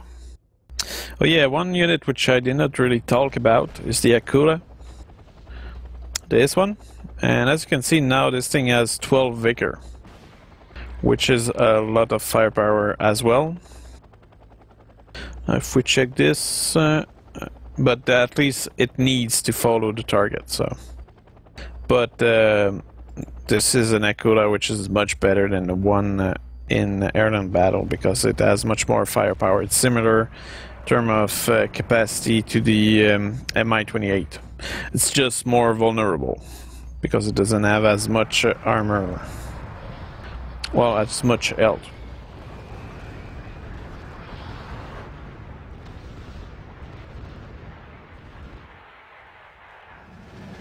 So here I did amass a couple of T-72B1 again.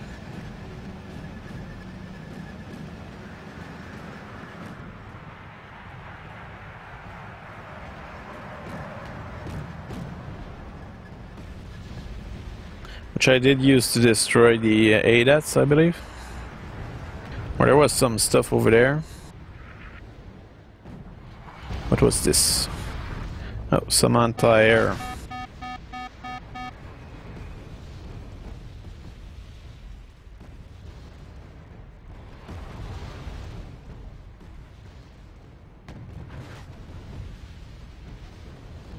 Also did use some BMPT to help out. But we were facing M1A1 HC Abraham.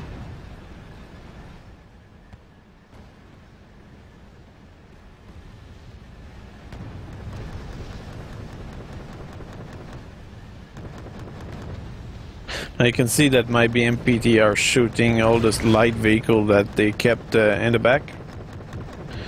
And you can also see all their tank pulling back while they come in with a lot of napalm strike on my head. So that kinda cut my advance. This is a good defensive move. You can see that these guys have some experience.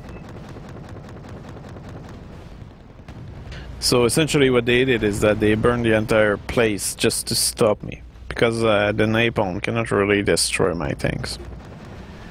Or it will, but it will take a while, and by the time it does its work, normally the tank will have moved out of there.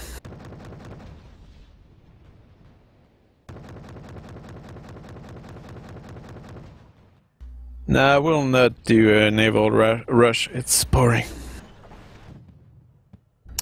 To be honest, I don't want to show too much of the naval stuff because I don't think it's balanced right now, and everybody on the forum seems to agree with that. It's clear that there is some balancing issue with the ships right now, and especially when it comes to the pricing. And I think also right now the MLRS are a little overpowered, despite what some people say. And I think there is some aspect of balancing which are affecting the game too much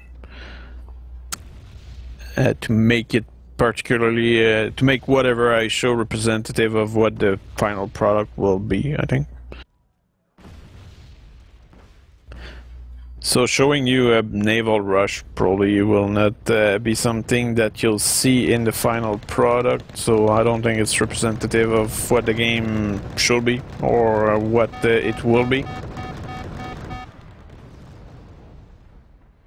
And to be honest, I had a round where the enemy brought 50 ships. So, and it's like, when your adversary brings 50 ships, it's like, you click the surrender button, there's no point to that. They are completely neglecting the land aspect of the battle, and they're winning because the ship can capture the zone, and this is something which is not balanced right now. They will likely fix this, but at the moment I don't think the naval element is as it will be in the release.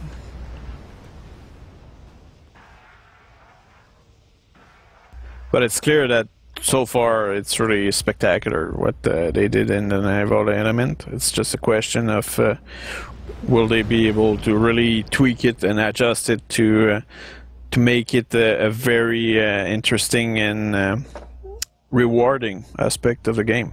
And this is the challenging part.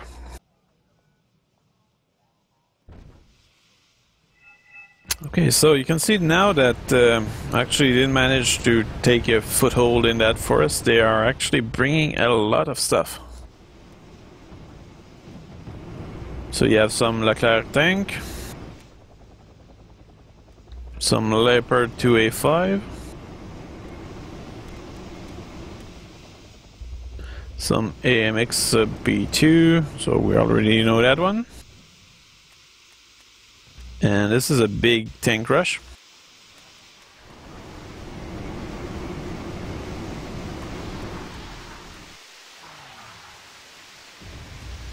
Notice how they put a napalm strike all over there, probably to cut my line of sight. Or actually that was to make our chopper move away.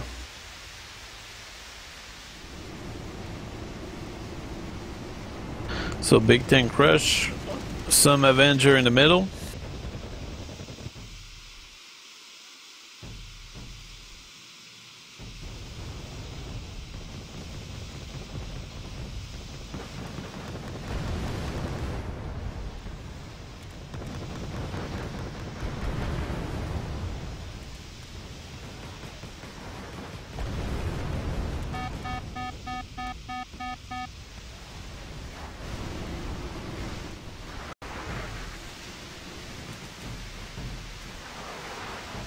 Now you can see those AMX 30 are shooting the choppers with their autocannon.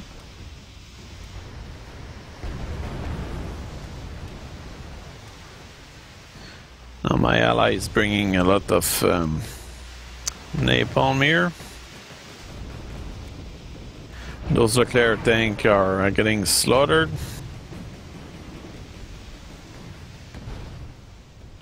Are these the new one? Yeah.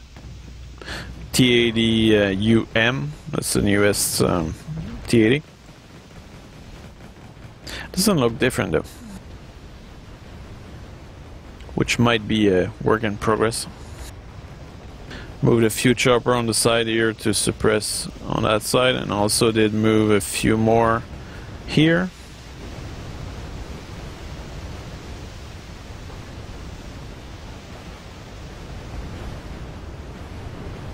There was also a lot of Euro fighter Typhoon here, patrolling above.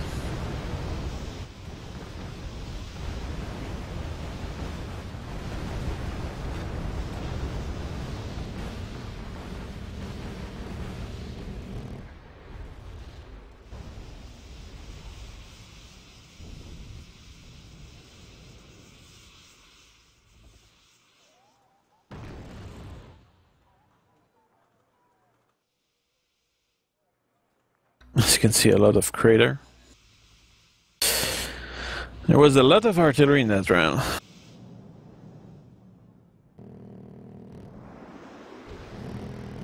No Australian planes here, dropping their payload on the forest. Napalm strike.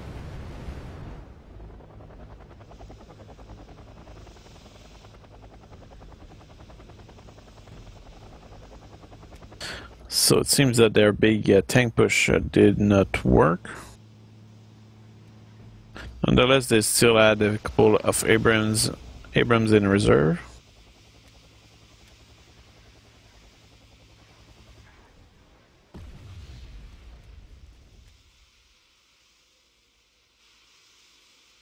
Is the availability of units much higher? Not so much. It's different, let's say. For example, sure, there's a lot of units, but there's a good diversity of them as well. And since you can only have 2 transport units of the same type, the infantry need to be transported in different ways. It depends which type of unit you're using. If you use the best tank, you won't have that many. And it also depends if you specialize yourself and if you restrict yourself to a faction. There's a lot of criteria which lead the complexity of making a deck is much more. Well, it's not much more complex, but there's more trade-off. So I'll probably show you the deck creation after.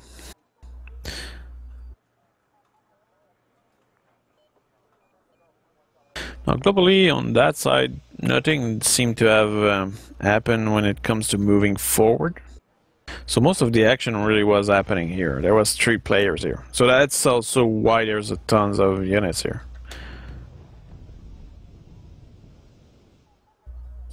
Well, at least one of them left, so it's probably less units. And also they divided their units in multiple smaller units, which does allow you to reduce the risk. Here you have one of the new, I'm not sure if that's the British version. What's the Challenger one? Yeah, okay, that's the British version. But the Canadian have a kind of anti-air like that as well. And notice how they can climb the mountain, which is a new thing in this game. In Airland Battle, you will never see unit go that high. So you can put your vehicle on pretty high mountain, which is a nice change, even though sometimes it's pretty high. As long as the terrain allows it, some part of the terrain doesn't allow you to go across.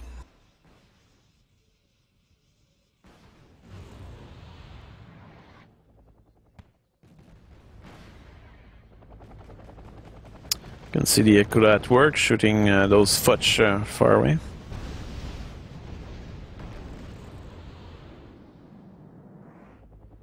Yeah, what type of tornado is this? ECR. Okay, I think these are seed planes. Yep. It's German anti-radar planes.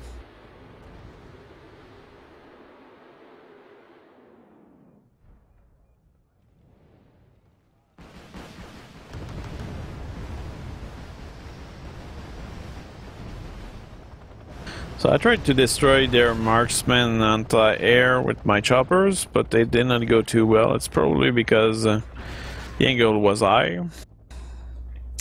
And those choppers are probably not made for that kind of environment.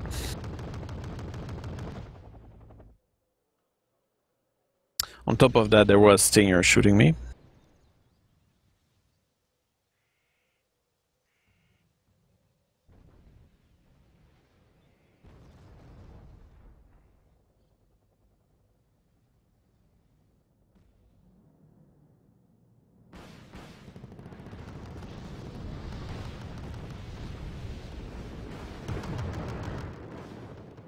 Oh, just lost an SU-30. Poor little SU-30. This is a 2-seater on top of that. And it's pretty good in terms of surviving. It's just that there was so many anti-air over there. A lot of Stinger here. And a lot of anti-air further, I suppose.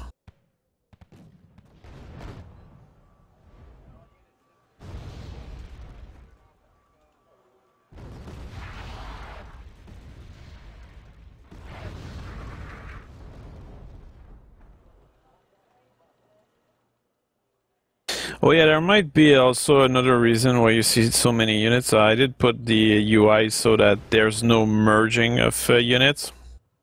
So that's why sometimes if you change the UI option, you can make those merge, while here I set it so they don't merge.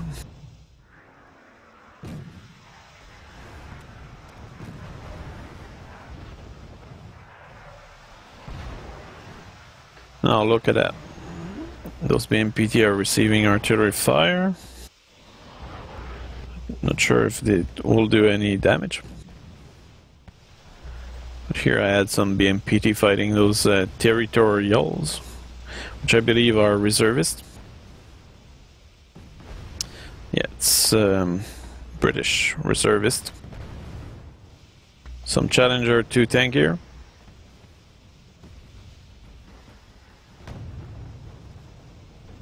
He just killed one of my BMPT.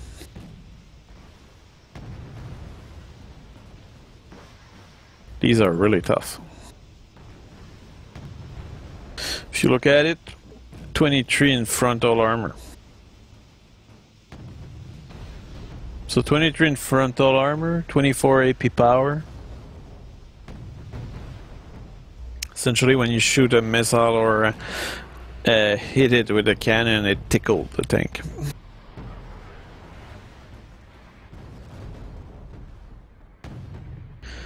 So I have some choppers, or we have some Conqueror shooting the Challenger too, and they seem to be hitting constantly, and they're not killing it.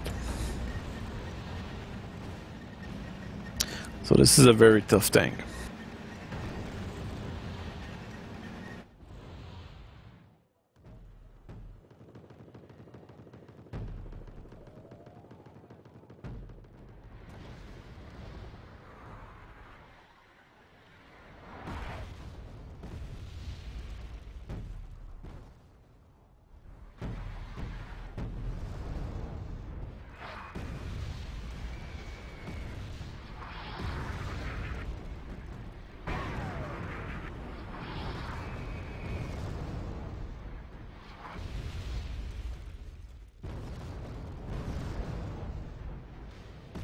As you can see, the artillery is disposing of many APCs.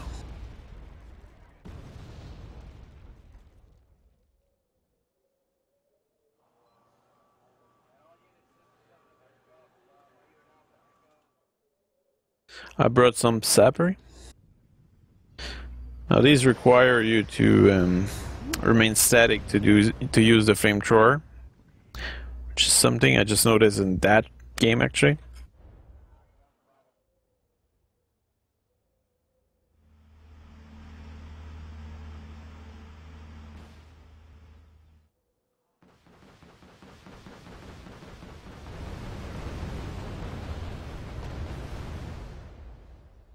Somebody let his APC get slaughtered.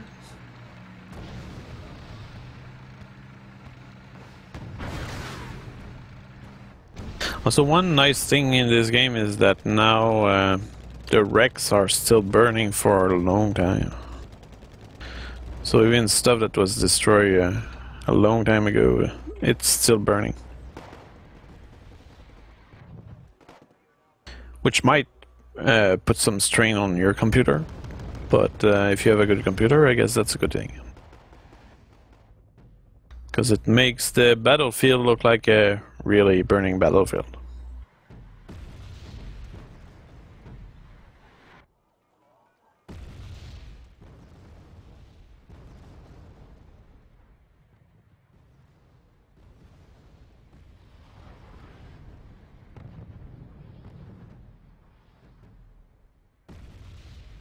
I find that the problem with this map is that you have a hard time actually seeing the guys.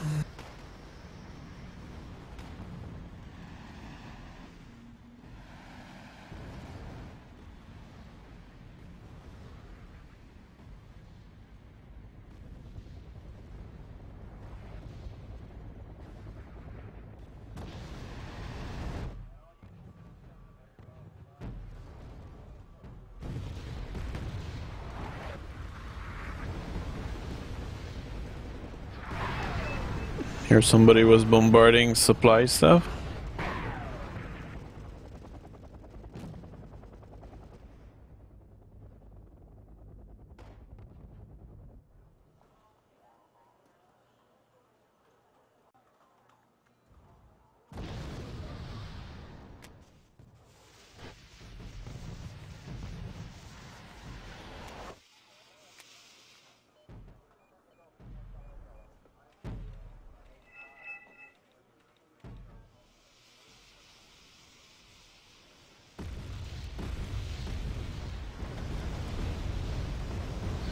speeding up a little the timer, because I think what they did at that point is they created another big attack force, which is made of Canadian tank here.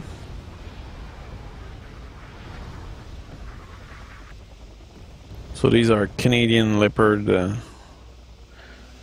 C2 Mexas, or Mexes, I don't know.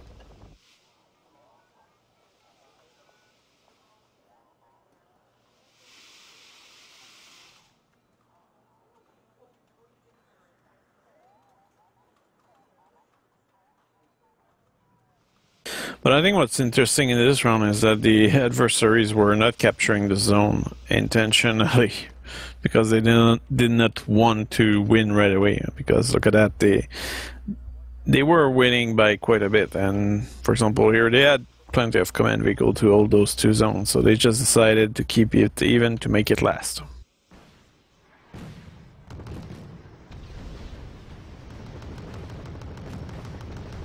So I did use some MiG-21 against those tank.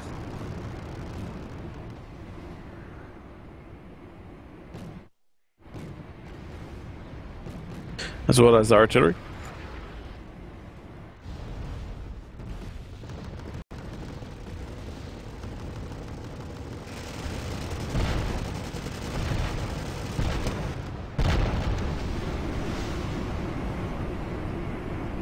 That was a lot of cluster bomb.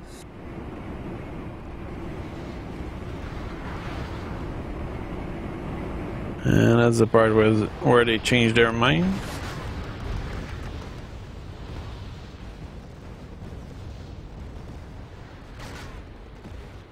Some Su-30.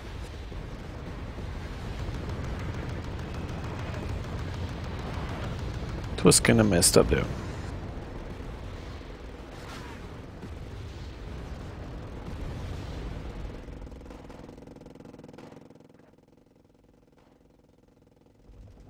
So from that attack with Canadian Leopard, only one survived.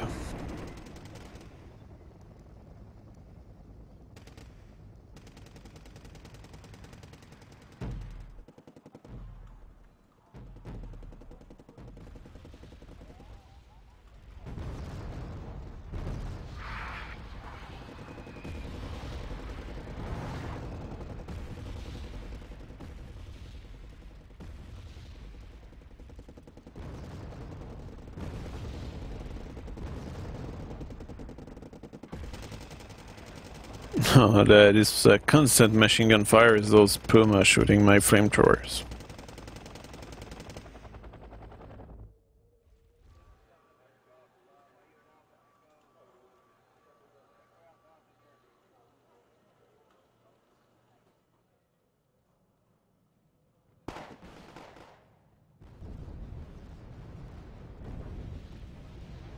And they were shut down by those Strela anti-air.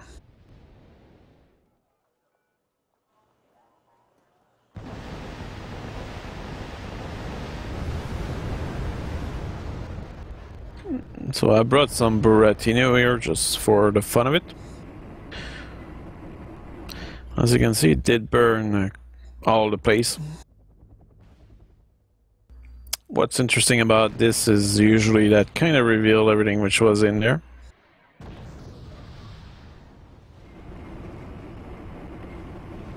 It's just that the guy here just noticed, oh, there's a tiny piece of forest here which was not burned.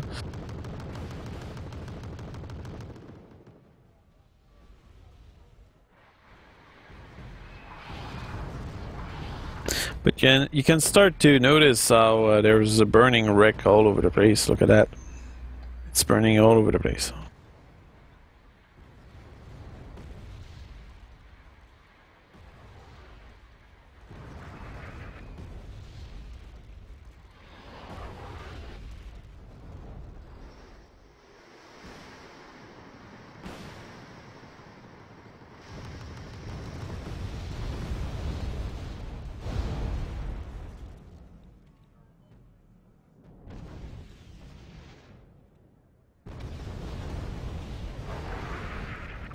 Incoming artillery.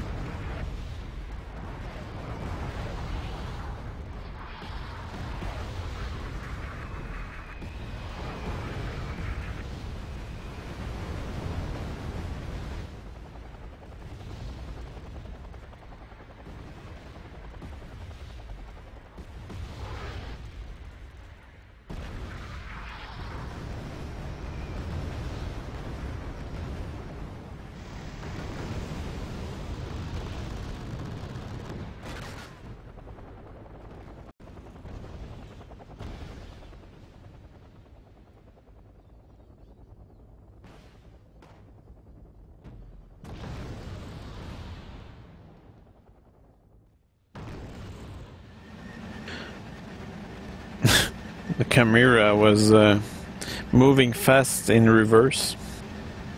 It was original. Seemed to be a feature of that road.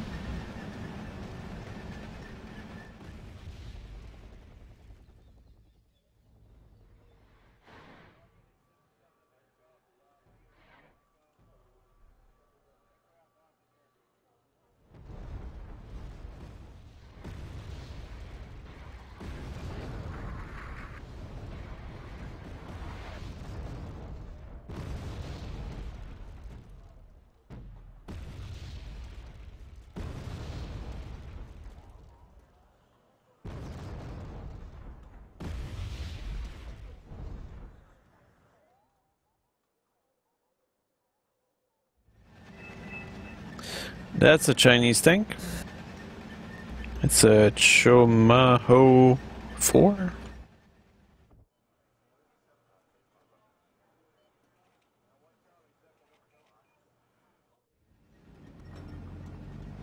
Some anti-air we know.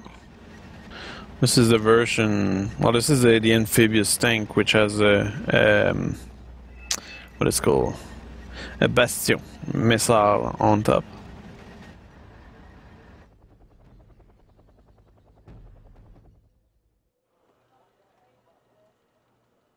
So interesting little push here. Some anti-air here.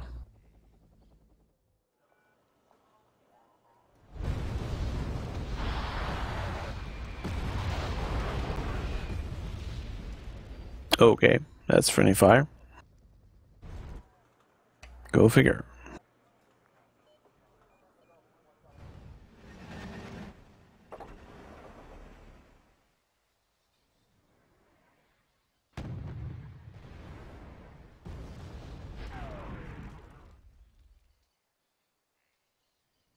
This is also a new French unit.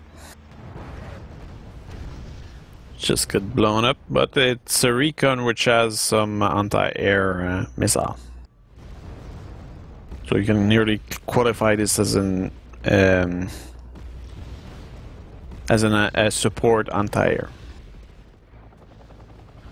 We have our good old Mi-28 here, a little in trouble though.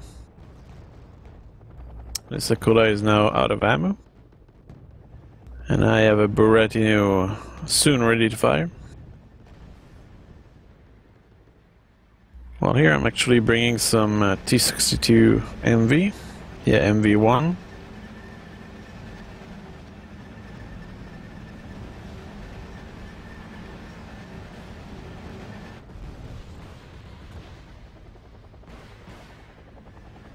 Well, here you have another Akula suppressing the enemy tanks. Oh yeah, this is a new Centurion also, which has a missile. This is a Canadian unit.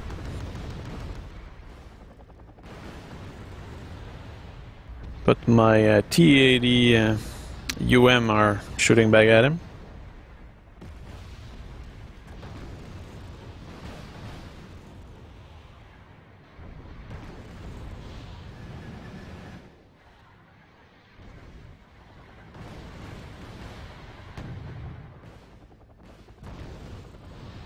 Also have a couple of BMP-3.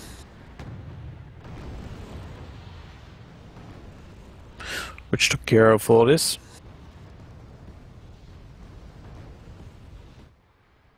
I guess this is a Centurion version, which is similar to the harpoon.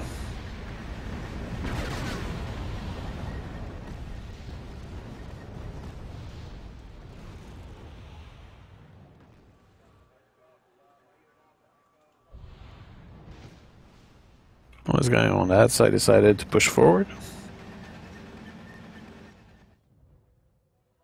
by simply completely ignoring this place, which can be actually a good move. If nobody defends those side here, you can actually do a lot of damage. It's kind of risky though, because you cannot bring air support in that region without risking it from anti-air here. But if you have a well-conceived plan of approach, you can do a good job.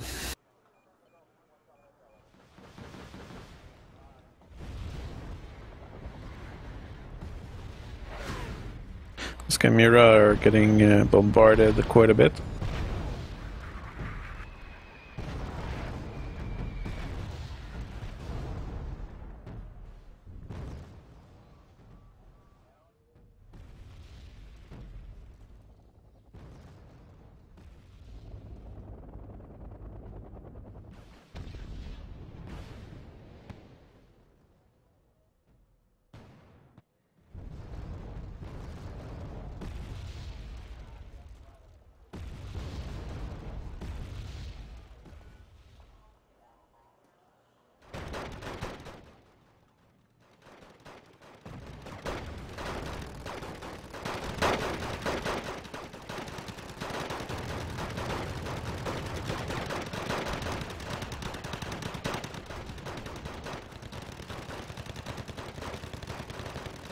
These amphibious tanks can be very practical because they are really flexible, and their missile can actually hurt significantly the enemy tank. Cannon is not amazing, but it can be interesting. Look at that. Big tank push.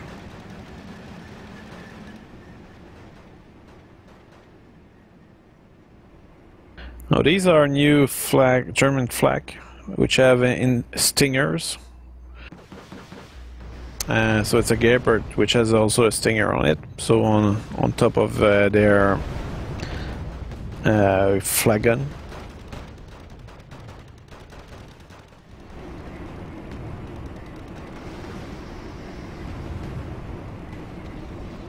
I can see the Chinese tank are no match for those heavy NATO tank.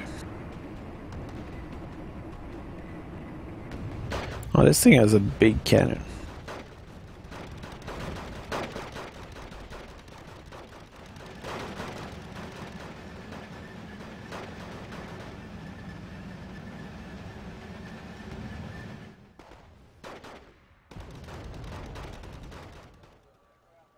I guess on that side there wasn't that much action anymore.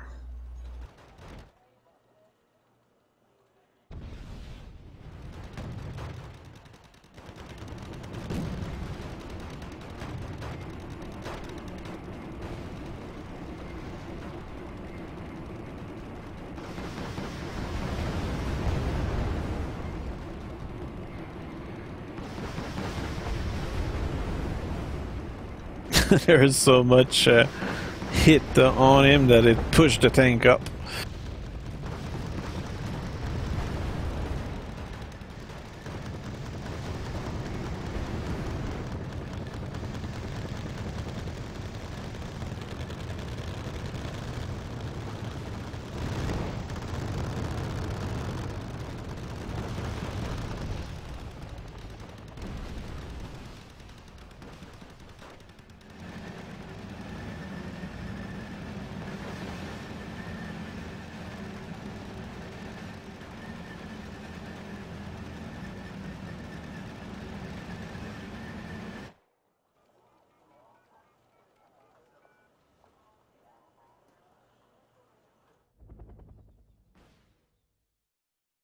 And that was it for this round.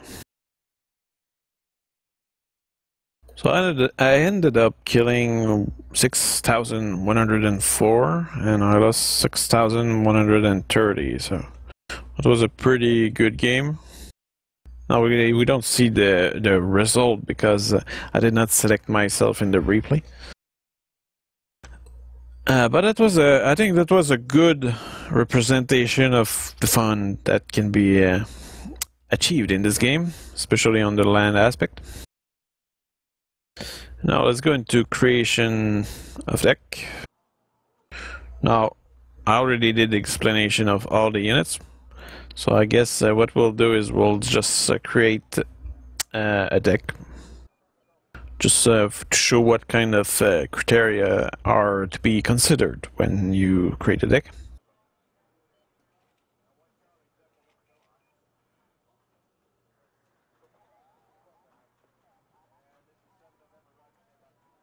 Okay, so I already have a couple of decks created, so let's see what I don't have yet.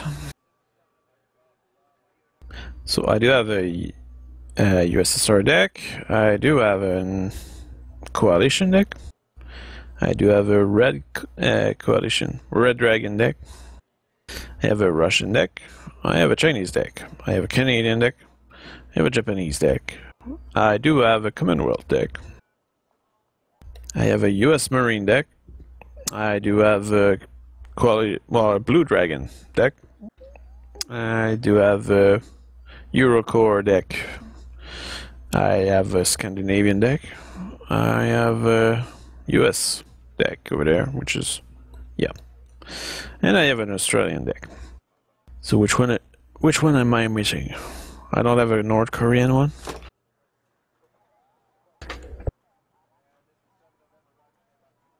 Do I think that this deck system can be a model for future RTS? Absolutely. I think the deck creation is probably one of the best parts of this game. Just being able to shape the kind of capacity that you do have in anticipation of what you can face. I think that's a very rewarding experience, and it's worth it. I think personally, I think RTS with building base, that's outdated. That's old RTS. What you want is that kind of deck creation where you make your choice and then you're stuck with your choice whether they're good or bad, and that, I think that's what make a good RTS. And also the thing is that what I find appealing in these deck creation is that you need to anticipate on something which you have no control on. At the same time, you do have a notion of what are the possibilities, because you can check the different faction capacity. You just don't know how your adversaries will use them. So I think this deck creation is really cool. Okay, so I'm not sure what kind of deck I want to create right now. So I will, once again, I did show that a little yesterday. I guess since today we did talk about the red 4, I think I'll just create the deck, let's say, I'm not sure what do I want. So as you can see, I will just re-explain that. So first of all, you have a name, which can be very inspired. And then you have a coalition or nation, so you can restrict yourself to East Germany, USSR, Poland, Czechoslovakia, China, North Korean, or you can do Eastern Bloc, so that's the Polish, the Czech, and the East German, or you can do the Red Dragon, which is Chinese and North Korean. You cannot do any coalition with USSR or US because these are too strong by themselves, so they don't need a coalition. So you end up having this is of course just for red 4. So I guess just to illustrate, I will make a red dragon deck. Then you have the capacity to restrict that to some specialty, so you can make a motorized one, or armored one, or support one, or marine, or mechanized and airborne. So what that does is that this will increase the amount of space for each type of unit. So for example, if I choose a marine deck, this will increase the space for planes and infantry by 4. So that can be very useful to have more planes, for example, or infantry. So you guys want Japan or Commonwealth or mix? Okay then. We'll go with the blue 4. So we'll do the same with blue 4.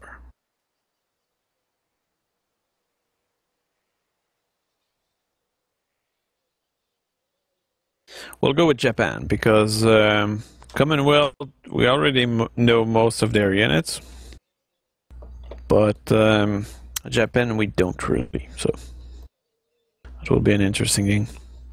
Now I will not choose any specialization because this will restrict the available units to, well, that will remove some and will make some more available, I suppose, but I don't want that. Then the era, I'll keep 1986 and plus.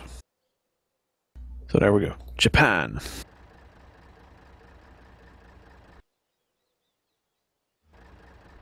Okay, so as usual, you put yourself a command vehicle. So I'm putting this one, he's rather fast. And has a little armor, which make it able to survive potentially artillery. Then I give myself 1 logistic vehicle, 1 FOB, and 1 supply choppers, which seem to be Swedish, but that will likely be changed. So what I think that's pretty much it for the logistic with Japan. I'm not sure I want, well actually, why not? I'll use 3 unit of command infantry that I will transport in choppers. That can allow you to land those choppers on island or in town, so that can actually be very effective at bringing the command or the capacity to control a zone very quickly. Also the fact that it's a command unit which is in a chopper, the enemy cannot really notice which chopper that is. So unlike a command chopper, I think with that infantry within a transport chopper, they cannot really snipe it with planes. So that can be a very effective way to bring your command unit to a zone very quickly and land them right away into a building where they will be rather safe. So this can be a useful unit to have. Okay, infantry. Well, as you can see, there's a couple of infantry units which are missing their visual representation, so the only one we can really see is here. Well, we can see the infantry here, but they look like American troops. But at least we understand what it's about in terms of loadout. So this is anti-air. Also, I will point out that, look at this here, I cannot put those 4 square, so I can only put 5 units of infantry, and this is the case for all class because I'm not specialized. So okay, so what I want, what do I want actually?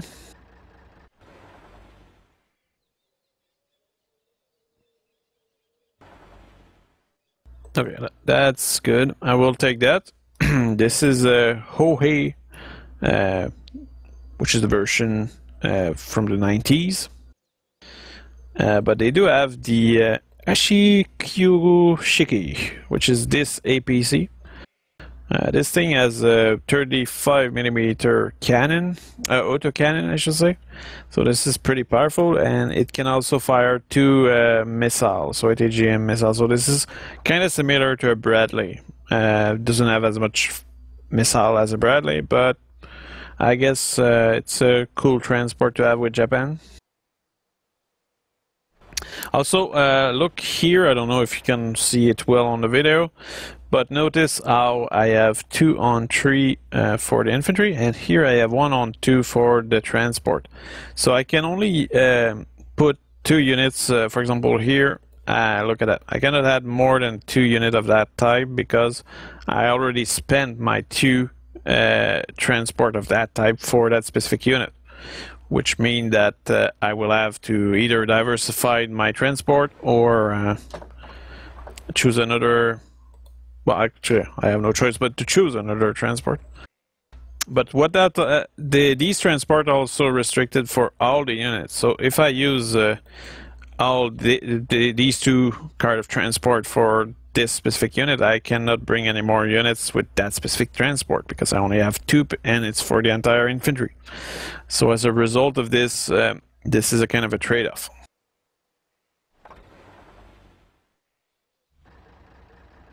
And this prevents spamming from a specific transport, essentially. And that will force you to diversify your stuff, and you will also give more value to your good transport.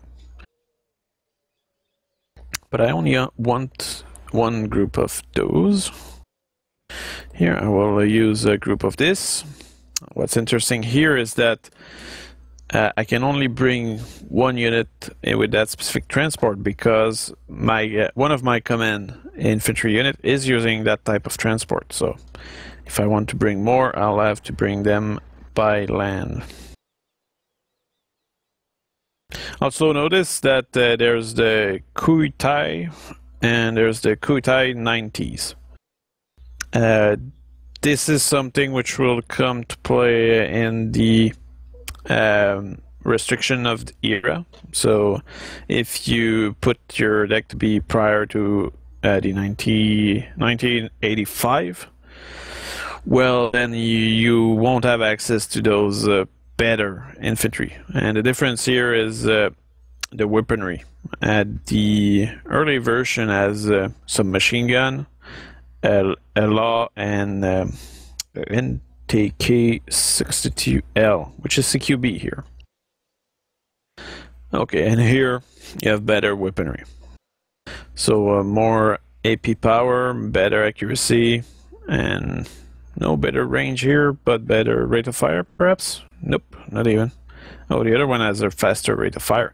So there can be some subtlety here where that can play a role in what your choice.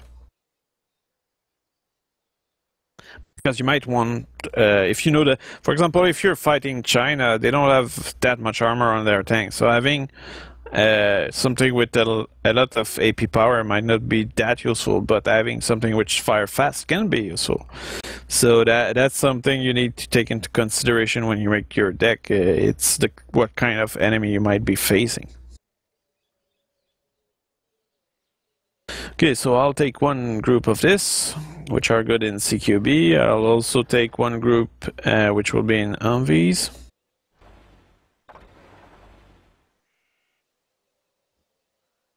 I'll take 1 group of anti-tank, which are called Shumat. Now there's 2 types of anti-air.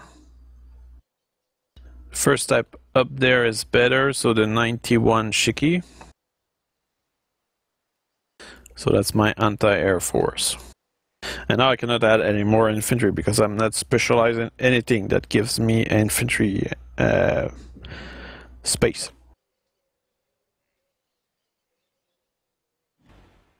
Okay, artillery. The Japanese have different type of artillery. Let's go for the big gun, perhaps. Not sure. I think I'll go for this one. Which has a proper range, good HE power. It's rather balanced.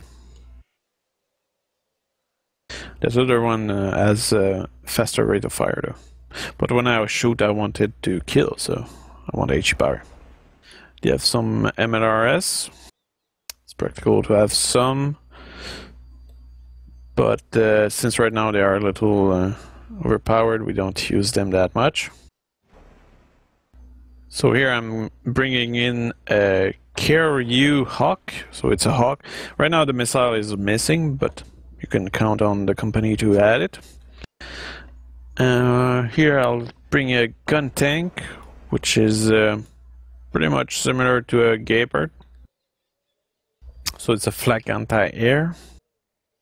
I'll bring one group.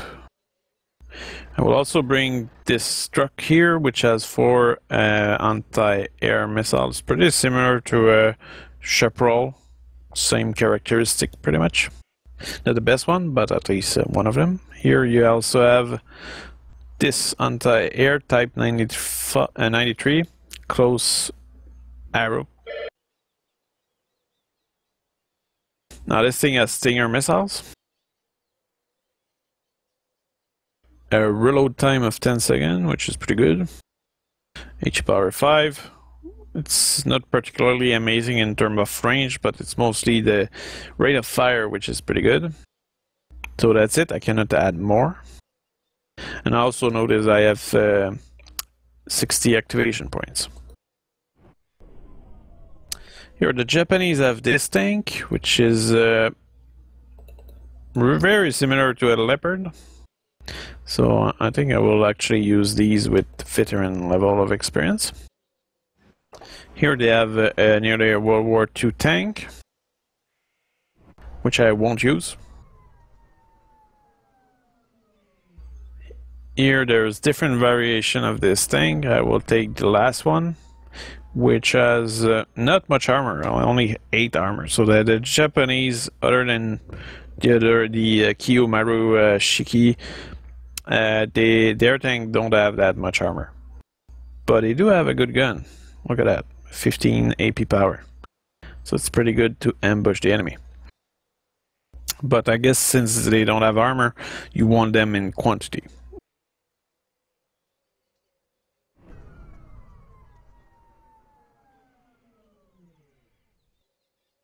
So I'll take the 2 best type of that variation of tank. Here you have another tank which is literally a Sherman, which was improved.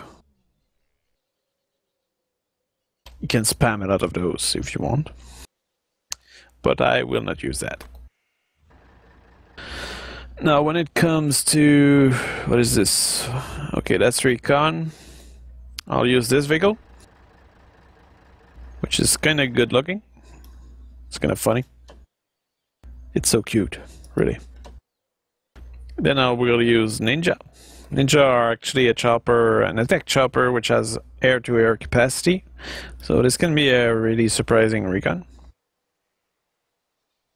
I'll use that small OH-6D, which has some rockets. It's another recon. Maybe I'll use those Rangers. I wasn't convinced, but why not? Oh yeah, I cannot bring them in that chopper because already did use all those transport, so I have no choice but to bring them in those Humvees.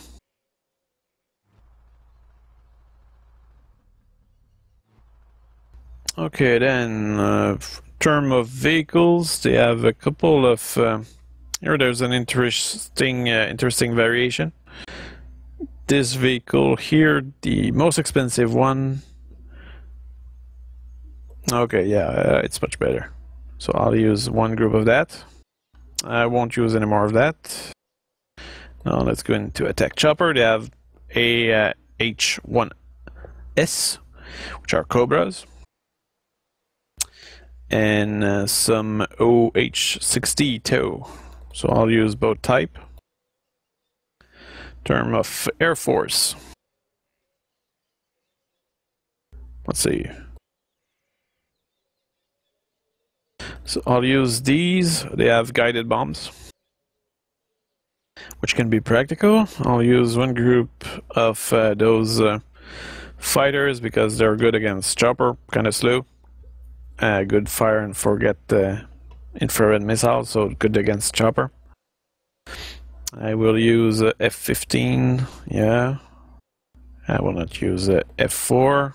Already have the F-15 to do that job. I will use... Oh, I don't have any more points. I think I will just dump the vehicle. I rarely use vehicle anyway. So I'll use one F-4G Kai, which has 8 340 kilogram bombs. I guess the Japanese don't have a particularly amazing air force, as you can see here. but they do have good fighters when you look at it, because they have access to the F-15. And so I guess I'll use my F-15 to intercept planes. I'll use my F-104 to intercept choppers. I'll use my guided bombs here probably to destroy some specific target, but it's not particularly effective against tank for some reason, so that's a little annoying. And here, this will be for carpet bombing. So that is pretty much it. This is what I will qualify. Oh wait, I'm skipping something there. So let's go into the marine stuff.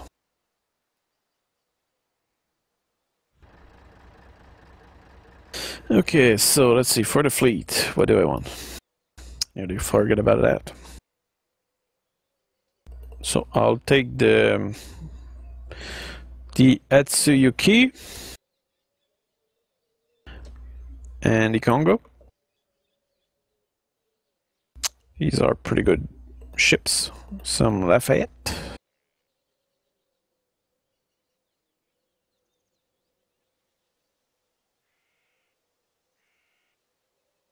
Will not take the first one because that's a mortar, not interested.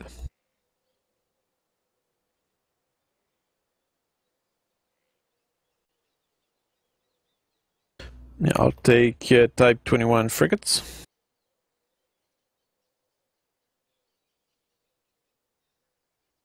Not sure if I want this or not. No, that's not ship to ship.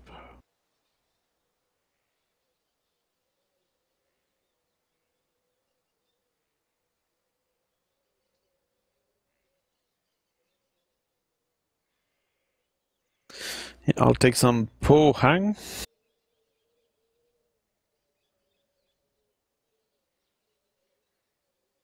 And maybe one less Po Hang and one more, two Seahawk. Because these are good against ships. So see, if I end up fighting a sea battle, I will have everything that I need to win a sea battle. I'm not really using many... well, I'm not using any infantry or land forces, but I think this is something which they will need to balance out, because right now I think if I specialize myself in having ships, I don't even need to send landing party at all, so I don't need land forces, which you can normally bring. Look at that, you have access to a lot of land units. For example, you can bring artillery and that kind of stuff. But I don't see the use of it right now with the current balance. So this is something they will have to adjust.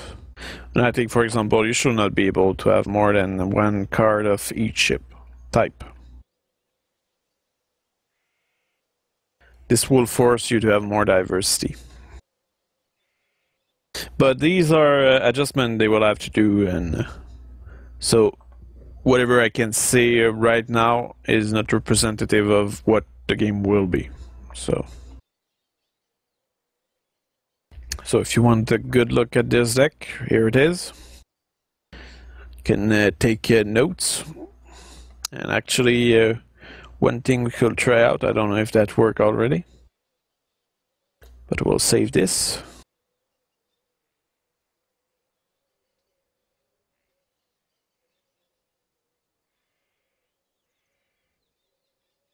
So what I did is I select this deck, I clicked export, and that gives a kind of name, which you can see right here.